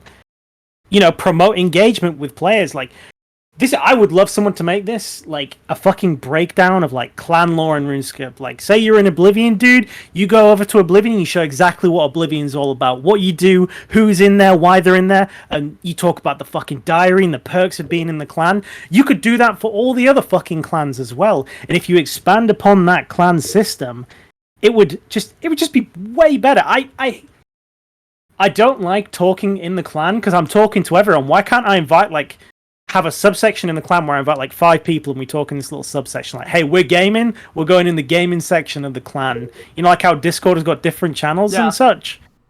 I would like to see that. I would also like to see they've made the servers. I know people are still divided on this. The servers are good now for me. They were not good last year. They fixed them for me and they're good. I want to see more regions. I want to see an Asia region, so like around Japan, China, that area, and India as well, and South America region, because I know a lot of Brazilian boys that cannot fucking play the game on 300 ping.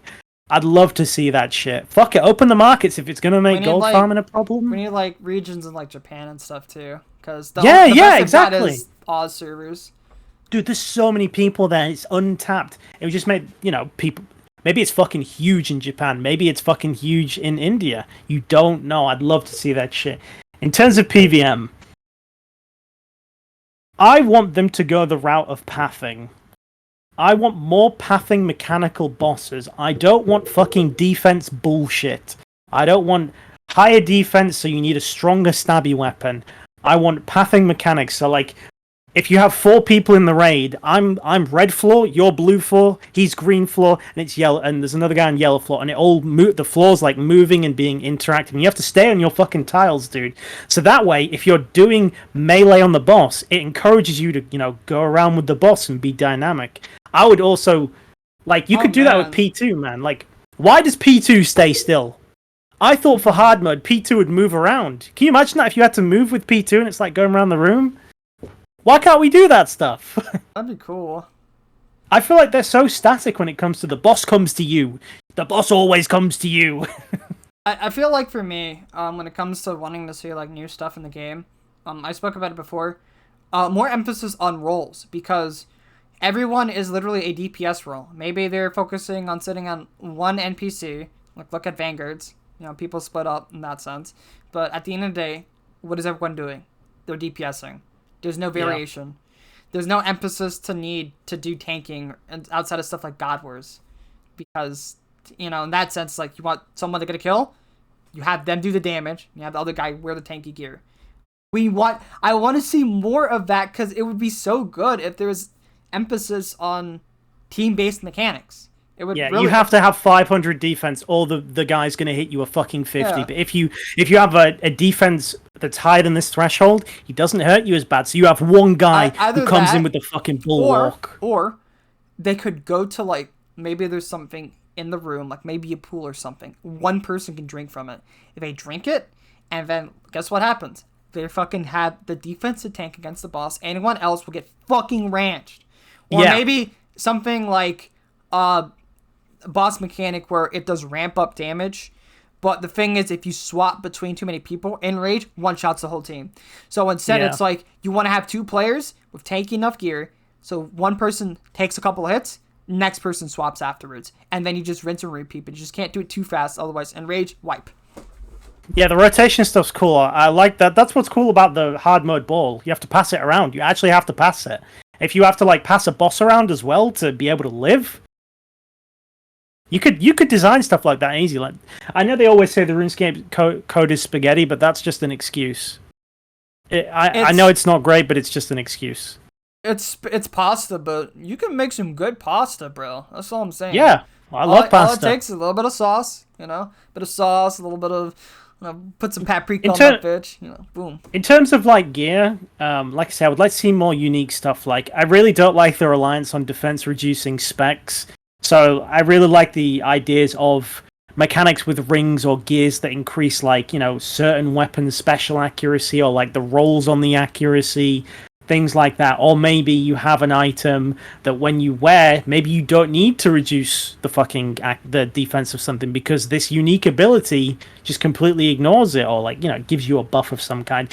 I'm sick of seeing +1 upgrades, because I love bigger number, but at some point the big number's going to be too much, and you're going to trivialize everything in the game. That's what I worry about with the Shadow, what Parkuh was saying. You add the smallest shit to the game, and the Shadow makes it so good. Because it multiplies it so much. Yeah, the Shadow makes it so good. It's capped at 100 magical, but or whatever called magic bonus, but I don't know if we're ever going to get to the point. If we do, then oof. If we do, that thing is going to be insane. Insane.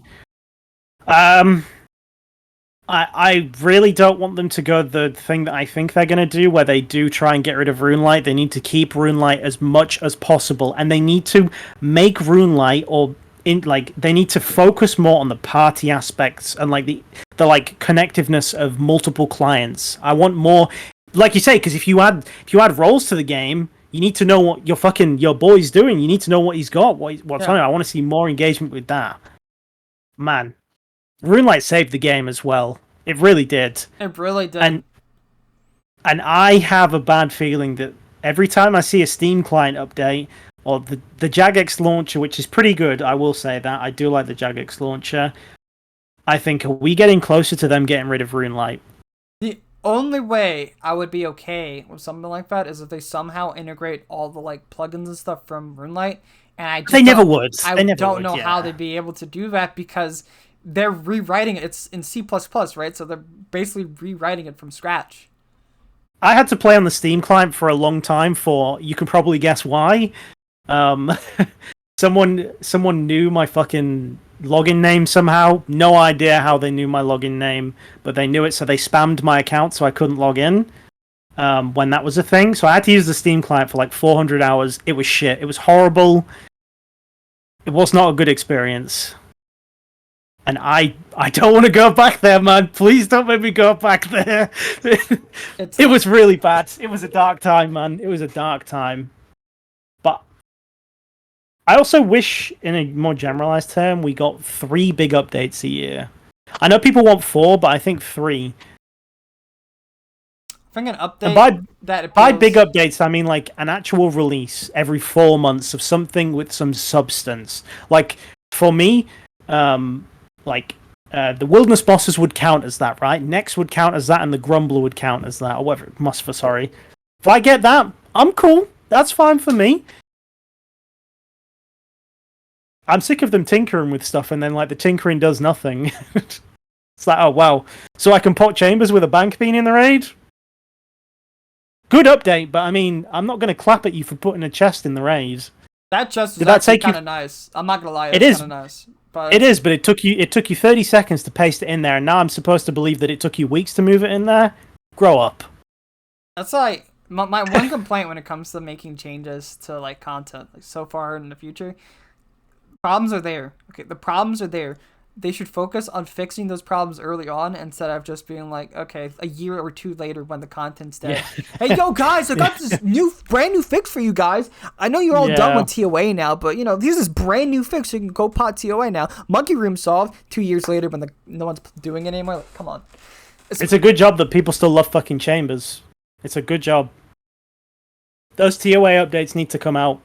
Yeah, it's just like, there is clear room to make adjustments. They need to do it fast when shit is still hot out the oven. If they don't, then it's just like you're gonna lose people. They could have they could have fixed. I forgot to say as well. Go on. I was gonna say they could have fixed some issues, and maybe the high level players wouldn't have pieced out or been so pissed off with it so early. But instead, we're at the stage we're at right now where we're all like fucking crossing our fingers to see whenever we wake up on a weekday. TOA QOL poll or Chambers of Zero QOL poll just to see the fixes that they said they wanted to do or people have been talking about that it's obvious people want. I don't know how many like 500s I've done at this point. It's probably a lot, probably like 50 plus. But I just hate them. Not because they're hard, but because they're tedious, man. Yeah, I mean, I did like 100 solo 500s, but yeah. I prefer I just hate them. I prefer TOA 400s, 4-mans, over 500s. Oh, for sure, yeah, definitely, yeah. And speaking of things that haven't changed, and I need them to change this at some point in the future, CM solo tech needs to be changed, and fucking Muttadal CM needs to be changed. Man, I've been building this rage for years. Why the hell can Mutt, in melee distance, when I'm in melee distance, just go, you know what, I'm going to range you a 53. It's LMS, bro. Muttadal's LMS. And so, Mod Goblin went to a bunch of Discords, like PvM Discords, and he was like, hey, yo, guys, give us input. What did you think they mentioned? Monkey Room? Tacton? Muttadal. I'm not even joking. Yeah. I literally went in the Obliv channel with all the feedback. Boom. Those are all I was reading. And then I asked my friend Insanity, and he said, yep, that's about the same thing. People want those changes. And I don't think anyone would cry. Like, no one on Reddit is going to cry when they say they nerfed Tecton's defense. I think like people would rejoice. They would literally get their pom-poms and start fucking pogging off, bro. Yeah. Man, CM Mutt is just so fucking... It's the worst boss in the game, and it's not even a competition. Unfair. It's unfair. It's not... Dude, you will say like you're doing a fucking solo CM, right? You get to Mutt, you've got 6 brews, you're like, fucking hell, I've got 6 brews. You will go in and sometimes it will look at you and walk backwards and do nothing. And then other times, it will drill you constantly, 21s through prayer, and then it'll walk up to you, you put melee on, it'll hit you a 50, then a 50. I don't mind the fire attack because you can flick it. You can flick the flame. Flame is fine. Flame can stay, but it shouldn't be able to fucking rip me a 50, dude. It can... A few things I could say. Either A, make it where you can flick your prayer, like Zabak, so swap range prayer while it's in the air. Yep. Or B, like Tecton's defense, even though Tecton's defense is still high, because it multiplies by 1.2 instead of 1.5, just do that. Reduce its damage down to 1.2 of its value for small mud at least. Mama mud, who gives a fuck? It's just the fucking kid is beating the shit out of me with a stick, bro. Yep. It's like I'm at a playground and it's like, it's my turn on the slide, bitch, and he just pushes you off. Yeah. I want them to fix the pathing on it because, dude, sometimes it's just walking around the room where I'm like, dude, I'm right here, and you're walking backwards, and sometimes it'll look at me and just be like, it's like what's the word I'm thinking of? So it like marks a spot it wants to go to, but since every 4 ticks it wants to like do an attack or like decide to attack you, it'll walk, attack, and then it'll do its like little walk again, attack, attack. And then it just But man, I'm a very chill guy. I get passionate about stuff, but I never get angry. The one time, all right, 2 times actually. The one time I've genuinely smashed my desk is Muttadal cleaning me for 8 brews in a solo. All 8 brews gone, cleaned me. And another time was dying on a solo normal nightmare on the pillars at the end. But if they fixed, I mean, even if they only fixed Tecton, dude, it would make solo CM so much better. It would make I hate resetting. Yeah, that's why I don't want to run solo CMs right now. It's because that room. If they fix that room, all right, fine. It's something I can actually pop casually. Out of it. Yeah, I'd pop the shit out of it.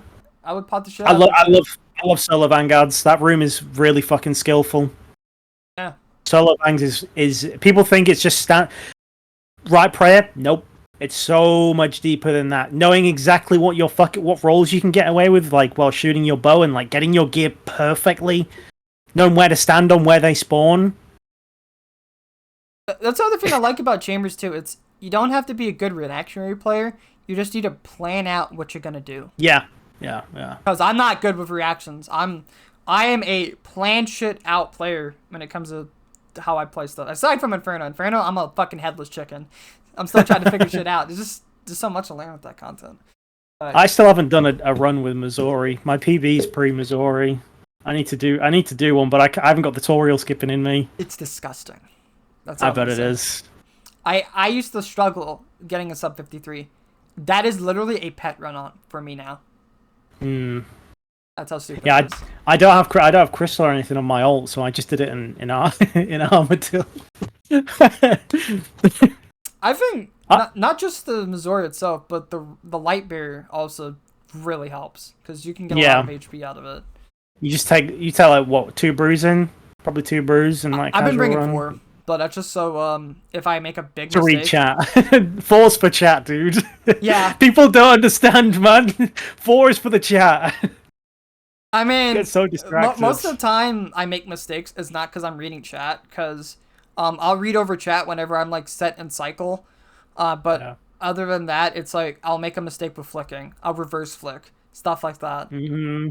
Or I'll make a bad call, like, okay, I'll step out and the ranger shouldn't see me. It sees me. Fuck. Get hit at 40. Or you like overestimate your blowpipe killing the blob, you step forward and he fucking punches you at 22. I've done that quite a few times. God. Or you'll spawn the bloblets and they'll take you for 60 damage. I watched that's fun. Zerker Speedrunner was doing Speedrun Inferno. Popped the blob, decided to leave him for last, like the little bloblets. He's dealing with the melee. He died on 15. Mm-hmm. Just the bloblets. Yep. 15, 15, 15. No LED these days, dude. The Ellie used to fucking be real nice on that stuff. You do not have the Ellie now. You could potentially bring it. It's just that meta right now is bored. Or buckler. The old buckler. Yeah. Good old buckler. I'm glad that they made the buckler good, man. That was a fucking fantastic change. The buckler was a piece of shit. Yeah, that whole range. The range rework was good. Neither Junior rework. I agree. Yeah, but no. Other than that, I think the game's doing quite well. I'm just having a healthy break, which I encourage other people to do. If you play RuneScape all year round, you're going to be depressed as fuck. I don't have it in me. Yeah, I mean, I've been spending less and less time, but there's various reasons as to why. Yeah. But it's been good for me because before I even got onto computer today, went to the gym for like an hour and a half, ran for like an hour. Yeah. Only thing that sucked is I didn't PB in calories because last time I did it was like 500 calories according to the machine were shaved. Today it was 440 because I don't know. It felt harder to run today. I don't know why. Dude, I'm absolutely fine with running. You know what kills me? The fucking Stairmaster. The Stairmaster is the soul breaker, dude. You know the steps that fucking go down and you climb them and it's... I haven't done it. Dude, do that shit and I'm telling you, you will never run again because that thing will work your ass in 5 minutes. Really? I'm telling you, it is brutal. All right, It is brutal. Maybe we give it a shot. I am telling you, dude. You do not know what you're in for, but it's great because you can do the same. You can do like half the time and burn just as much. It's mad. Wow. Okay, I might do it then. I might do it. Because I've got fucked up feet. Like I've tore the fascia on both my feet. I have plantar fasciitis in my feet, so it hurts sometimes to run, pretty badly. But the Stairmaster, because I'm not running at full weight, I'm just walking up steps. No issues. I'm gonna write that down. I'm gonna write that down. If I actually if I try it, I'll let you know how it goes. I'm telling you, man, you'll be like, holy shit, I was blown out my ass. It was that hard. The Stairmaster is the hidden demon in the gym. I swear by that thing.